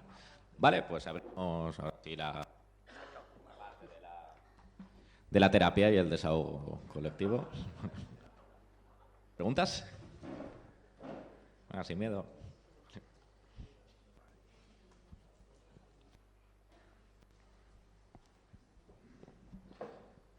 Hola, bon dia a tothom. El primer de tot, agrair-vos la vostra presència ací. Jo soc Kilian Cuerda, professor de Geografia i Història i també sindicalista de la UGT d'esta casa. I m'agrada molt l'acte que s'ha organitzat ací, perquè ens permet fer el debat ací que la conselleria no vol fer. Ens permet fer ací el procés d'escolta entre opinions que podrem estar d'acord o no, però que permeten construir els camins pels quals haurien de circular per a donar-li vida contínuament tant a l'ensenyament, que és un procés actiu, viu i combatiu de conflicte, com a la democràcia, que hem dit abans. La democràcia no és un ens estable i tancat, és un ens sempre en combat i transformació, però un conflicte al final, i me'n vaig a l'últim que has dit tu, de classe, de conflicte de redistribució de riquesa i de conflicte entre poders que ja existeixen. En aquest sentit, plantejar algunes qüestions. M'agradaria plantejar-vos alguna reflexió per a fer ara, no necessàriament ara, sinó en lo successiu, i alguna proposta, algun plantejament també, que és el següent.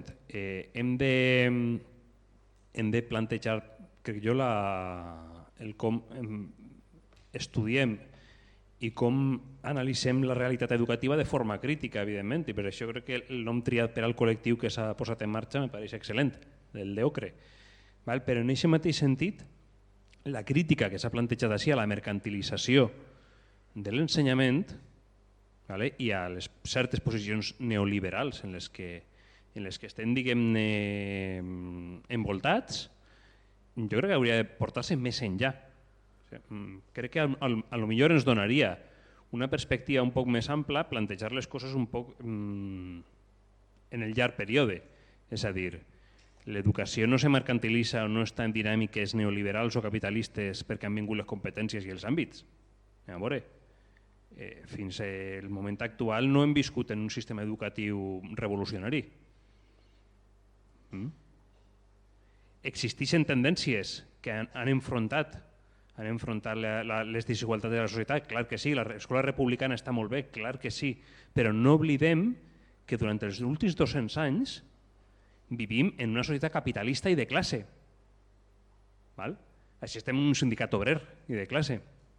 Tenim això molt clar.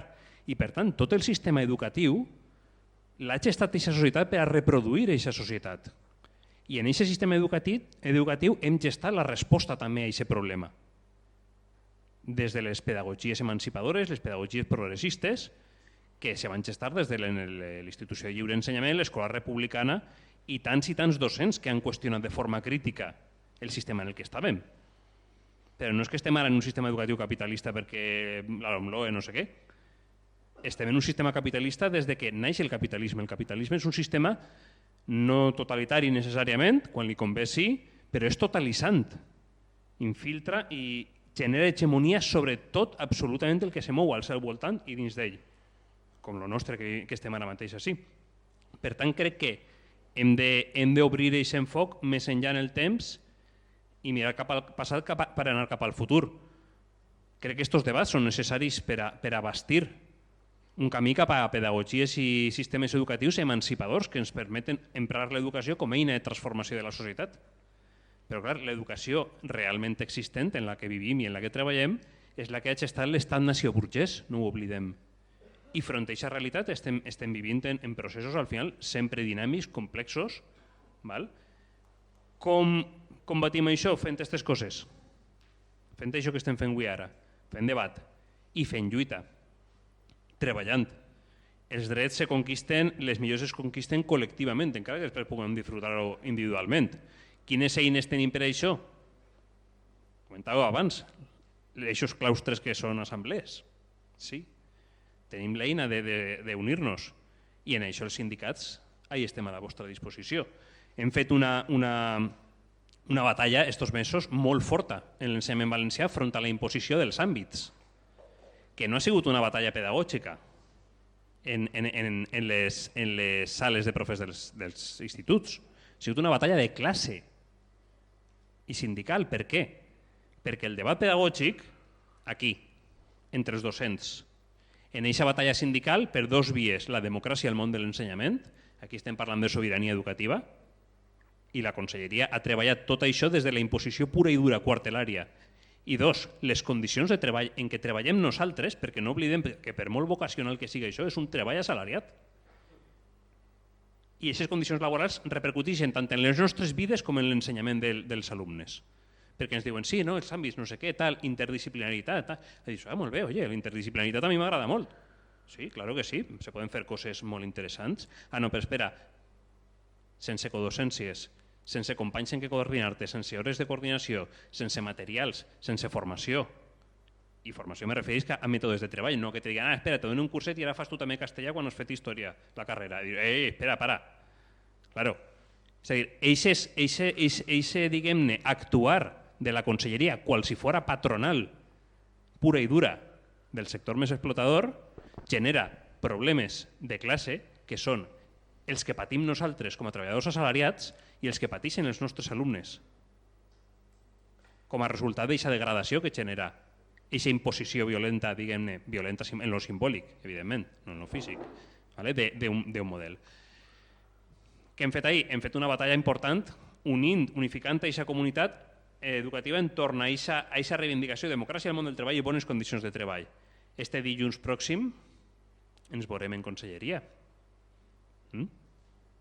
Direm cosetes a conselleria. I, per tant, animar-vos a unir-nos, animar-vos a treballar junts i aquí estem com a sindicat per a qui vulgui afiliar-se i qui vulgui utilitzar aquesta eina que tenim per a la lluita dels nostres drets com a treballadors. Moltes gràcies.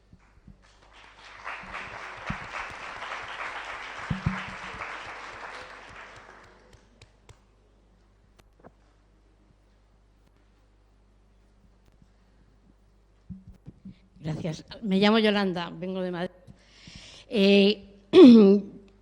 Tres cositas. La primera, aunque suene a agradecimiento una vez más, es que no queda yo que decirlo. Es que yo estoy muy agradecida por este congreso, porque esto es un congreso. Esto es un congreso de verdad. Un congreso no es lo de grandes profes de A3 Media, ¿no? Y parece que es lo que está colonizando ahora la palabra congreso, ese tipo de cosas. Y te dicen un congreso sobre educación y a lo mejor si no te miras el programa piensas que esta noche vamos a acabar todos cantando una canción motivadora cogidos de la mano o lanzando avioncitos, ¿verdad? Y resulta que no, que un congreso es esto, ¿no? Y un congreso sobre educación y con expertos puede reunir auténticos sabios con muchísima experiencia, como Quiles, como yo, y a gente muy joven como Laura y como Pascual, pero que ya son muy conocidos, ¿no? Yo además estoy muy emocionada de ver en carne y hueso a Laura y no verla en YouTube solamente, ¿no? Y bueno, a Pascual ya también se lo he dicho, ¿no? Es decir, que los expertos somos nosotros. Bueno, son ellos porque lo han organizado y porque además conocemos su trayectoria, pero que todos los que estamos aquí somos también expertos, los que llevamos la tira de años y toda una vida entregados a esto y los que están empezando. Bueno, pues eso por un lado. Entonces, que muchas gracias a OCRE y que OCRE no se quede en esto, a ver si es verdad que hacemos más cosas. Bueno, hablando de lo que era esta mesa de mercantilización, peculiaridades que se refieren a España, porque es verdad que todo lo que estamos hablando es algo que se refiere a todo el mundo, a la educación de todo el mundo occidental o del ámbito de la OCDE, ¿no? Porque y decía occidental y estaba pensando también en Singapur a lo mejor, ¿no? Es decir, estamos colonizados por el neoliberalismo, en fin, todo lo que venimos hablando, pero peculiaridades de España. Nosotros siempre vamos por detrás. Siempre implantamos la basura educativa cuando ya ha fracasado en otros sitios. Lo cual hace pensar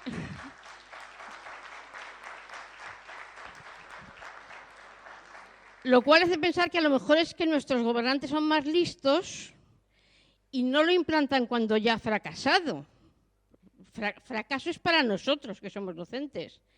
sino cuando ya han visto que están consiguiendo implantar esa basura y que, por lo tanto, ya está probado que funciona, ¿eh? Entonces, como la basura funciona, ya la podemos implantar nosotros.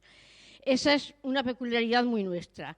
Y otra, que sí que es exclusivamente nuestra y que creo que, hablando de mercantilización de la educación, no se habla más que de pasada, es esta gangrena que tenemos en nuestro sistema educativo, que es un 30% de educación privada, pero pagada por todos nosotros, pagada por los que no nos dejarían acceder a ella, ¿eh? Es decir, una educación privada y sostenida por todos de un 30%, 52% en el País Vasco. En Madrid ya, bueno, lo de Madrid lo de Madrid es para cortarse las venas, ¿no? Entonces, bueno, pues que no se nos olvide esa vía que nos hace tan raritos y tan especiales en España, porque solamente hay un país con más educación concertada que España, pero que sí está interpretada, es decir, a su bola, como ocurre con la concertada española. En Bélgica hay muchísima educación concertada, pero de facto es prácticamente pública, ¿no? O por lo menos funciona más como pública. Lo nuestro es lo nunca visto, ¿no? Y bueno, pues no nada más que eso.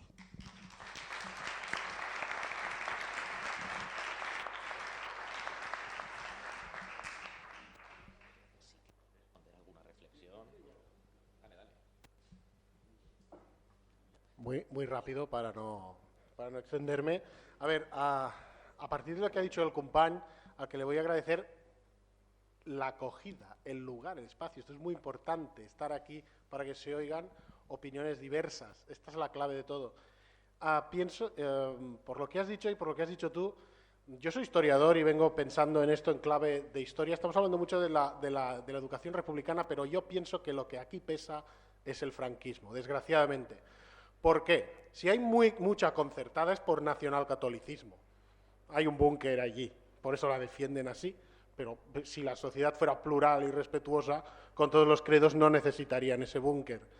Y luego también son las dos educaciones del tardofranquismo, son por una parte la nacionalcatólica, por eso sigue esta obsesión absurda con la lista de los reyes godos, la letra con sangre entra, los profesaurios, todo esto es el imaginario nacionalcatólico.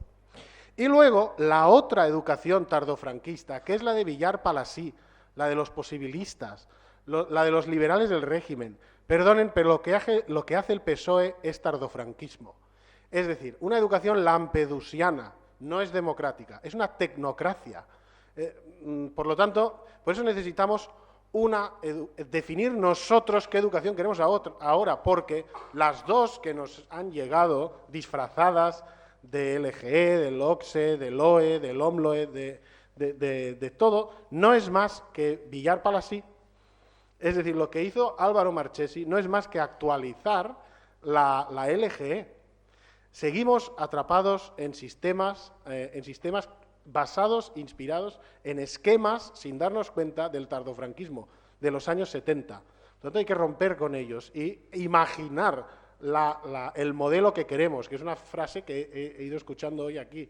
No es ni uno ni el otro, desde luego no es ni el del búnker ni el del nacionalcatolicismo, y tampoco es el de este mundo posmo líquido de soy muy moderno pero no hago absolutamente nada y desde luego no dedico los recursos necesarios de dinero, ¿no? Necesitamos otra cosa. ¿Cuál es? No lo sabemos, pero no las que nos dan, ¿no?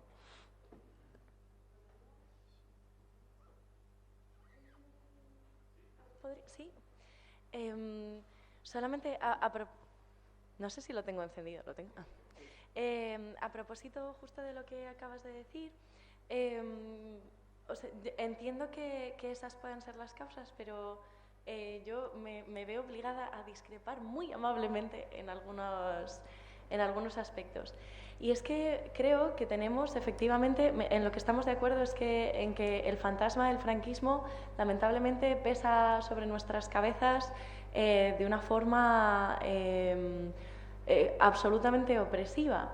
Y sin embargo, la iniciación del sistema de la red privada concertada en España la introdujo el Partido Socialista Obrero Español, que tú has calificado como tardofranquismo, pero que entonces podremos más o menos pensar que nunca hemos salido del tardofranquismo, porque la ley Villar-Palasí, todas las leyes posteriores a la Villar-Palasí, como has dicho, profundizan en las tendencias iniciadas por esta ley, pero es que la ley Villar-Palasí no recoge una excepcionalidad española, digamos, sino que más bien recoge las tendencias que a nivel global, sobre todo, bueno, pues ante el panorama de colapso de la Unión Soviética, perdón por ponerme así tan... Pero bueno, profes de historia, hay muchos profes de historia por aquí, ante el inminente colapso de la Unión Soviética, el bloque, digamos, que quedaba de esta parte del telón de acero, comenzó este proceso de liberalización que además vino acompañado de la recuperación, por cierto, de la ideología pedagogista, que no es nueva en absoluto, y aquí Enrique Galindo nos podrá explicar muy bien luego, si quiere, las raíces, por ejemplo, jesuíticas de este tipo de pedagogías, por cierto, recuperadas por la tan celebrada Institución Libre de Enseñanza en España. Entonces, bueno, lo que quiero decir es que, a ver si nos sacudimos ya de una vez el franquismo, porque andar con el franquismo en la boca constantemente, no lo digo por ti, sino por la tendencia general a la que te has referido antes. Constantemente pensar en términos franquistas, no solamente sobre nuestro sistema educativo, sino sobre España, es lo que hace que cada vez que alguno de nosotros levanta la voz para decir media palabra acerca de que es imposible que de la libre espontaneidad del niño salga nada que no sea una tiranía para él mismo y para los demás, le llamen a uno, le tapen a uno enseguida la boca con el término facha. Entonces, yo creo que estaría bien empezar a comprender nuestro presente desde otros puntos de vista, ya que no es el franquismo, sino la primera etapa de la segunda restauración borbónica lo que instauró la red privada concertada, que ahora es tan difícil de desmantelar, entre otras cosas por cuestiones económicas, y porque por ejemplo, uniformidad de la educación entre las distintas regiones de un país no fue una idea de Franco, por mucho que en España se una, digamos, estas ideas, sino que viene, por ejemplo, de gente tan sospechosa de franquista como Condorcet o Jovellanos, que no podían ser franquistas porque no eran contemporáneos. Entonces, no lo digo para nada en contra de lo que dices, sino como complemento de eso. Y ya está. Sí, yo también...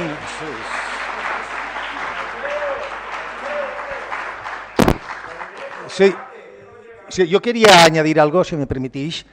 A ver, yo estoy convencido de que si un estudiante de doctorado que está haciendo una tesis sobre historia de la educación de aquí 200 años, consultando, supongo que no habrá libros en papel ya, entonces estará consultando páginas web, si viera, y algo conocedor de la historia, eso sí, por supuesto, si viera que en 1970 un régimen militar casposo, además con el gobierno en aquellos momentos controlado por miembros de una secta ultracatólica conocida por el nombre de Opus Dei, hizo una ley que en 1985 obligó a un gobierno socialista con mayoría holgada y absoluta en el gobierno a financiar con presupuesto, con cargo al erario público, a la escuela privada,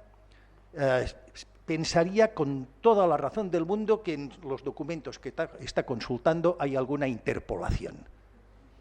Que esto no puede ser, que debería ser necesariamente al revés, es decir, que la ley franquista impuso la subvención directa a la escuela privada y que entonces, 15 años después, liquidada la dictadura, con la izquierda en el poder, pues puso algo de razón en todo esto y para no armar más ruido del estrictamente necesario, pues bueno, lo dejó en opcional, en casos que la oferta pública, por ejemplo, no pueda realmente cubrir la demanda, cosas por el estilo. Es decir, cuidado ahí porque realmente es que es el mundo al revés. A menos si pensamos, claro, en conceptos clásicos de derecha y de izquierda. Bueno, si pensamos en conceptos ya de no sé qué exactamente, ahí ya me callo. Esto por un lado. Y por el otro también, a ver, es que el problema con la educación franquista es que el problema a discutir era de qué se enseñaba, que estaba depurado por ideología, por censura, por represión, etcétera, etcétera, etcétera. A ver, yo todavía estudié en el franquismo. Recuerdo que a Miguel Hernández y a Antonio Machado no se llegaba nunca. Estaban en el programa, no nos engañemos. Y Maragall estaba en el programa también. Pero no se llegaba. Claro, el problema era de qué se enseñaba. La discusión no era si un sistema educativo está para enseñar o no. El problema que tenemos hoy en día es cualitativamente otro. Es que se ha decidido que el sistema educativo a los pobres no les ha de enseñar. Y es cualitativamente otro problema, me temo incluso que mucho más grave y de consecuencias mucho peores. Gracias.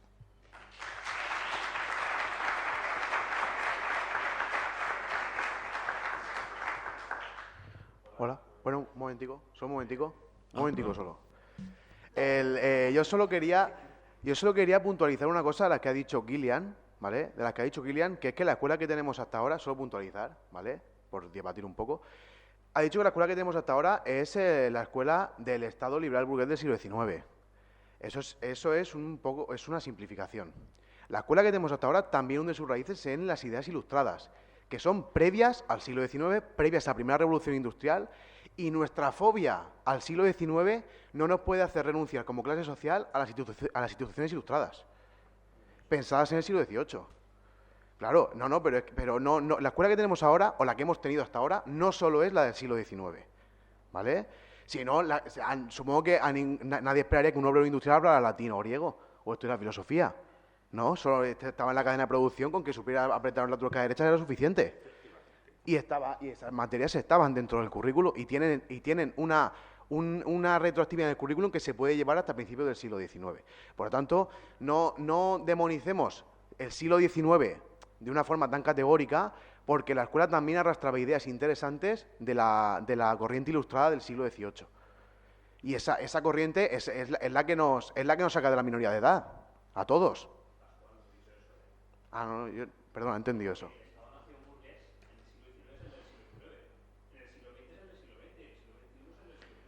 Sí, el del siglo XXI lo que quieren es reestructurar la escuela para adaptarla a la sociedad postindustrial.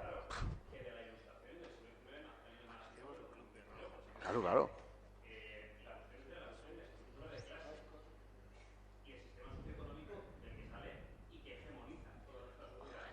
Ojalá tuviéramos una escuela de esas del siglo XIX.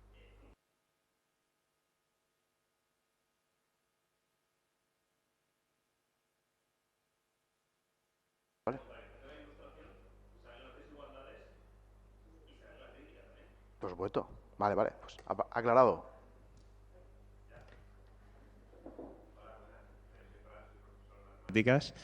Y está muy en línea con lo que estabais terminando. Y voy a hacer la pregunta para que la quiera contestar de la mesa.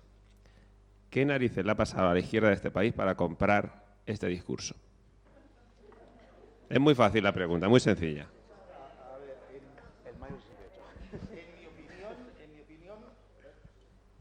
En mi opinión, la falta de tradición ilustrada.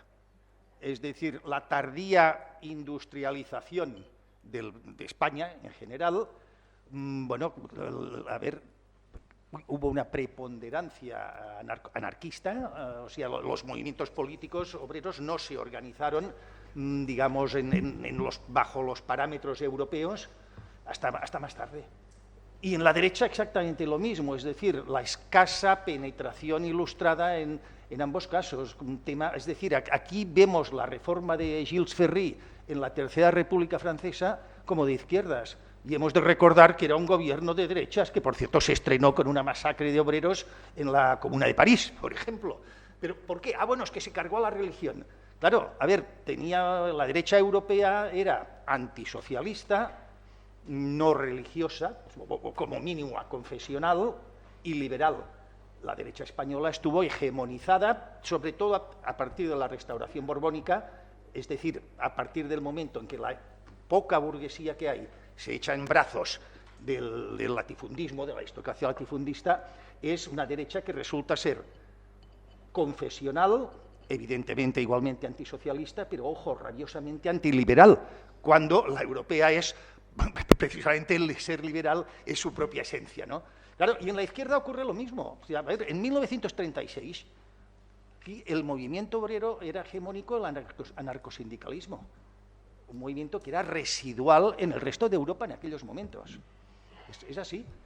Yo, a ver, acabo, que me estoy extendiendo demasiado. A ver, yo soy de la opinión que, también por parte de la izquierda, hacer bandera de Krause, un señor que lo encuentra a Sáenz del Río en Alemania, donde nadie le conocía, y que es un tipo de pensador que, en mi opinión, pues está a medio camino entre Meister Eckhart, Fichte y Rousseau en medio.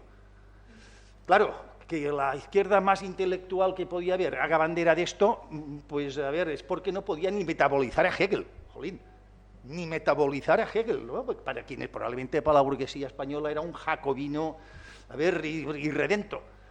Y es que en la derecha ocurre lo mismo, en la izquierda ocurre lo mismo, entonces la falta de tradición ilustrada, yo lo resumo así.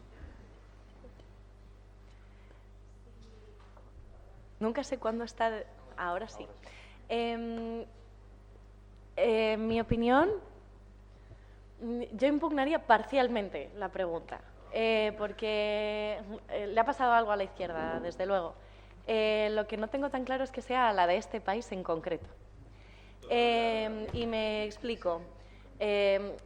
Porque todo esto lo digo porque antes de ponernos, digamos, yo creo, a buscar causas históricas del caso español en particular, que las hay, yo creo que el krausismo, desde luego, la influencia del krausismo y, por ejemplo, el hecho de que los movimientos que podríamos llamar de izquierdas, porque izquierda no hay una, sino muchas, y enfrentadas entre sí, haya tenido cierto predominio los grupos de corte más anarquista en detrimento de otros pues más de tipo comunista o socialista.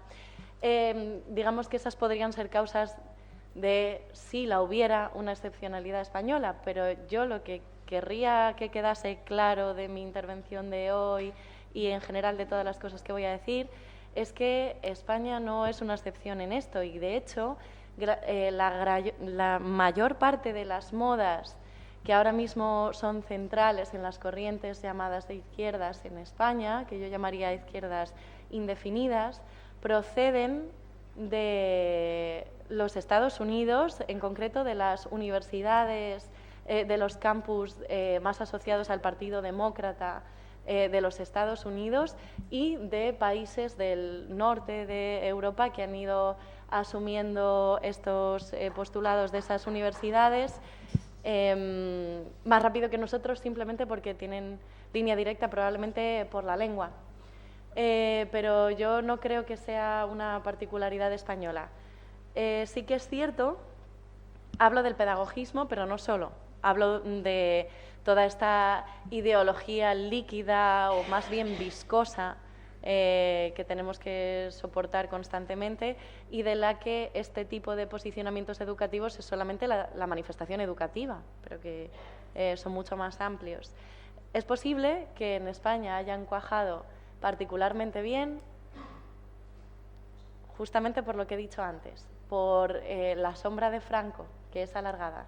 Entonces, todo lo que suena a izquierda clásica, lamentablemente, de acuerdo con esta vuelta de tuerca de las así llamadas izquierdas estadounidenses, a mí el Partido Demócrata me parece de algún tipo de izquierda muy sui generis. Si hablamos de la izquierda, como se solía entender la izquierda, ¿no? Se podrían distinguir tipos.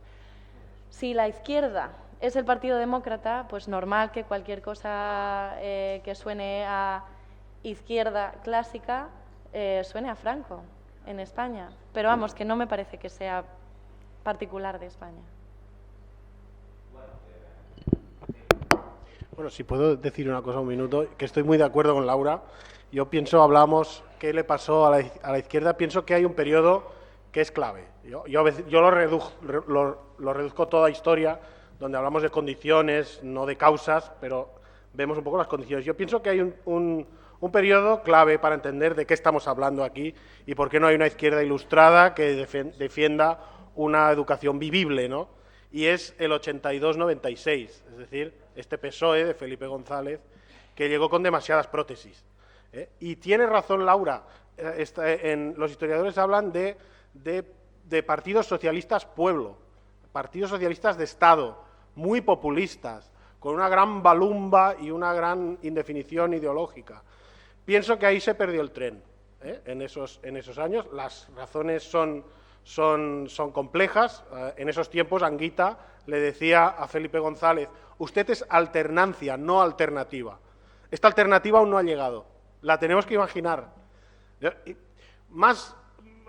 creo que ha de ser de izquierdas, pero la alternativa no la tenemos. Es decir, el problema es que sigue habiendo alternancia entre nacionalcatolicismo, posibilismo reformista, levemente reformista, lampedusiano, pero solo la superficie, ¿no? Hagan una cosa, lean, busquen en las obras sobre Javier Pradera los editoriales que escribía en El País, explicando todo esto, hablando con Felipe González, con Carlos Solchaga, con Javier Solana, con Rubalcaba, con todas estas personas que están en un PSOE muy populista, muy partido de Estado, y cuyas decisiones seguimos ahora mismo, siguen condicionándonos, creo. Sí, bueno, creo que me toca hacer de guardia urbana y y en todas pues va a haber turno de palabras y estoy seguro de que los temas se van a volver a repetir. Entonces, mi propuesta es, porque he visto que hay varios turnos pedidos, si alguien considera, está en su derecho y estaría muy bien, que lo que quiere comentar pues entra ahora mejor de lo que entrará más adelante, pues le cedo el turno y quien no, pues ya lo posponemos para próximos coloquios. Por favor, todos los que queráis hablar, y así ya 2, 3, vale. Si os parece bien, 10 minutos de descanso y proseguimos. Gracias. Alejandro Hernández, profe también de mates, de Cataluña, y en este caso me agradaría intentar compartir una experiencia personal con el compañero y con todos vosotros, ya no ni tan solo, ni evidentemente no como historiador, ni como profe, sino como ciudadano, ¿sí?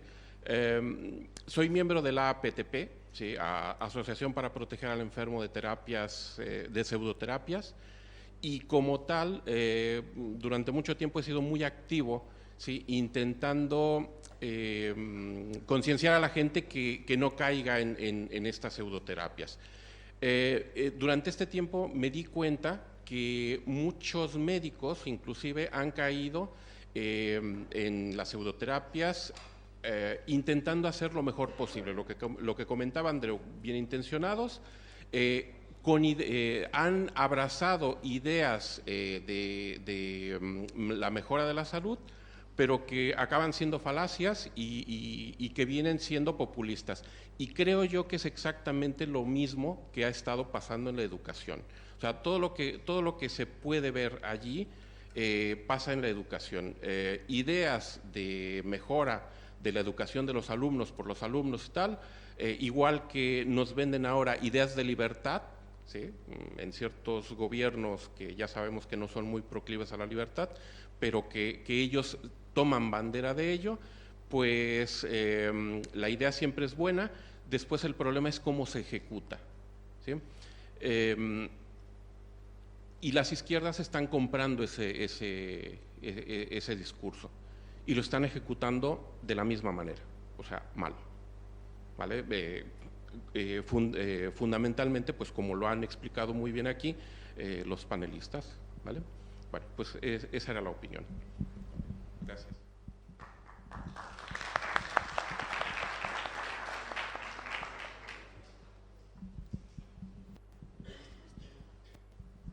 Bueno, yo quería comentar, llevo 35 años en la docencia, no soy ni de la EGB, soy de antes, y pues simplemente quiero comentar que la educación española, yo no me preocuparía tanto de las derechas y las de izquierdas porque francamente no creo que haya mucha diferencia.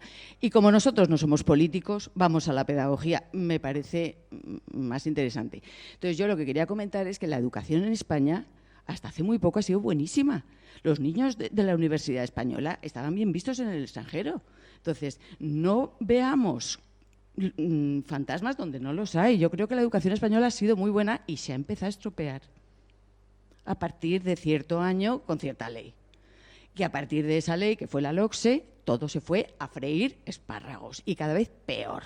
Entonces, lejos de separarnos los docentes, porque en el momento que nos metamos en política nos vamos a ir por las ramas, lejos de eso, unámonos en la pedagogía, veamos qué era lo que se hacía bien, lo que se hacía mal era la FP, que era por falta de recursos económicos y por falta de interés político, la FP nunca fue bien tratada y la forma de resolver el problema fue decir, todos los niños son iguales y tienen derecho a estar en el instituto, metámoslos hasta los 16 años.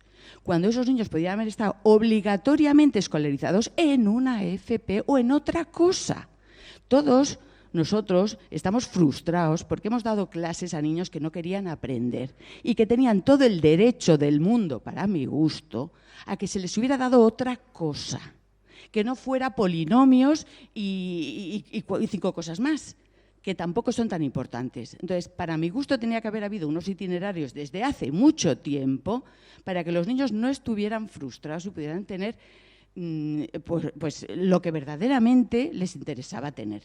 Entonces, me parece que luego también me asombra y también quiero hacer un poco insistir en que muchos profesores están de acuerdo con que todo esto de los ámbitos impuestos es un horror, pero comprendo, claro, yo estoy jubilada, ellos no, estarán agotados, lo comprendo, y están quemadísimos, lo comprendo.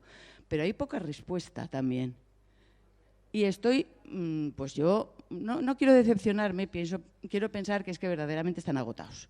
Con la pandemia, con toda la movida y luego con las imposiciones unas encima de otras. Luego nuestro secretario autonómico, que parece ser que si no ve 3.000 millones de tweets, entonces no le preocupamos.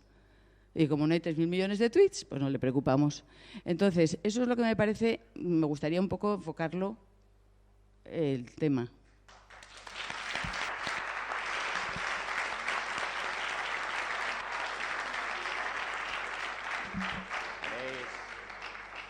¿Queréis comentar algo, alguno?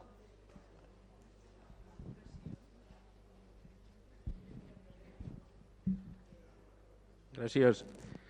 Em dic Ramon, soc professor de Geografia i Història, un altre passat, diguéssim, que entrarà aquí amb el segle XIX.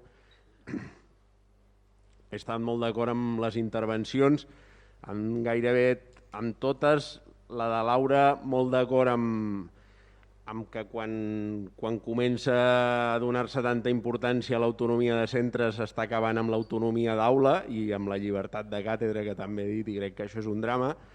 Però després m'agradaria fer-te notar, no?, que amb el tema de la centralització, o sigui, crec que hem tingut molta sort, per exemple, amb el valencià, que l'efectivitat de l'estat espanyol al segle XIX va ser una merda i que per sort no era l'escola victoriana, perquè si no el valencià hagués corregut la mateixa sort que el gaèlic, no? Llavors, crec que el tema de la centralització en l'àmbit educatiu, clar, es parla d'estat-nació, però ja sé que el tema de la Constitució és complicat, no? Perquè la nacionalitat i les nacionalidades i la nació, tot això és un merder, però realment, per sort, el centralisme aquí no va tenir prou força com per arrasar amb l'èuscar i amb el valencià, i amb el gallec, perdó.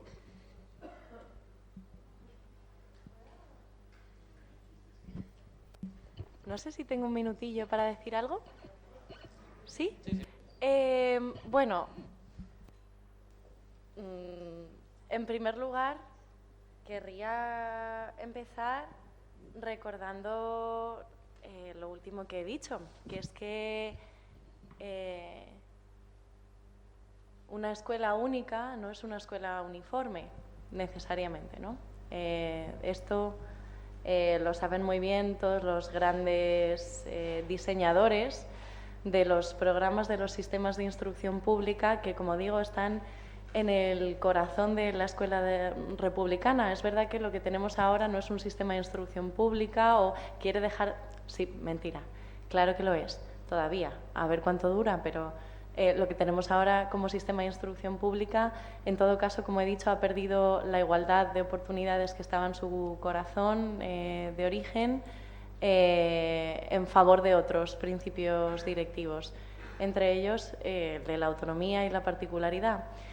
Por cierto, que esta centralidad del principio de la particularidad y de la autonomía recuerda sospechosamente a los principios pedagógicos que ponen la particularidad y la autonomía del niño en el centro de los procesos educativos, ¿no? Entonces yo creo que se puede hacer una analogía haciendo un poco de geometría de las ideas, ¿no?, entre los tipos de razonamientos que conducen a la educación en los sentimientos y la particularidad frente a los que, de acuerdo con una serie de contenidos concretos, enfrentan a los alumnos a esos contenidos concretos, haciendo que lleguen hasta donde puedan, ¿no? Entonces, hay, digamos, una simetría que se puede hacer además en otros ámbitos de las modas de las izquierdas recientes.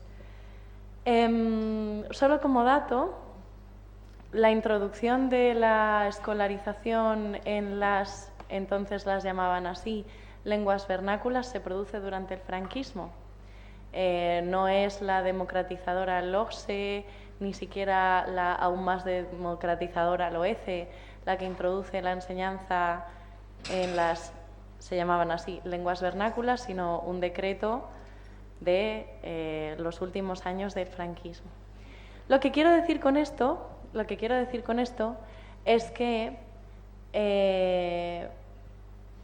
estudiar y conocer las lenguas que se hablan en un territorio, para mí no puede en ningún caso suponer un menoscabo de la igualdad de oportunidad y de acceso de los estudiantes en todo el territorio, porque son nacionales que deberían tener los mismos derechos.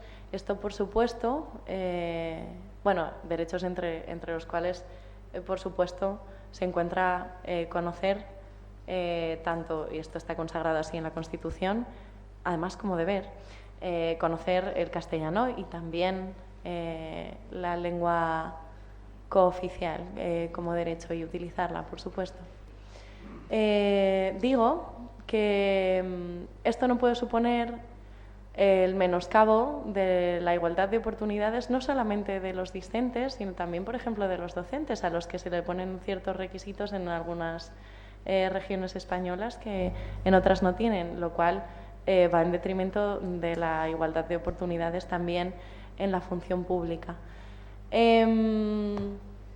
No sé, es que realmente tendría poco más que añadir. Cuando vemos que un centro compite con otro con un proyecto de innovación súper particular y un aula del futuro que no deja de tener cierto mérito que estén implantando aulas del futuro en el presente. Yo me lo estoy pasando muy bien. Cuando un centro educativo implanta un aula del futuro para competir con el otro de la red pública, nos parece que esto es un elemento intolerable de desigualdad de clase.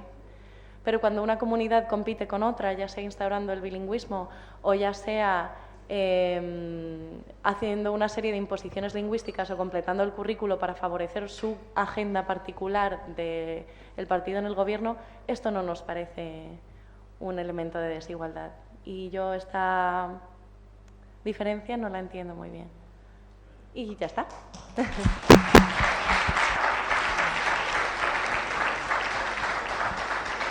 Bueno, pues ahora sí, dejamos aquí 10 minutos más o menos para tomar el aire, de 5, mejor 5.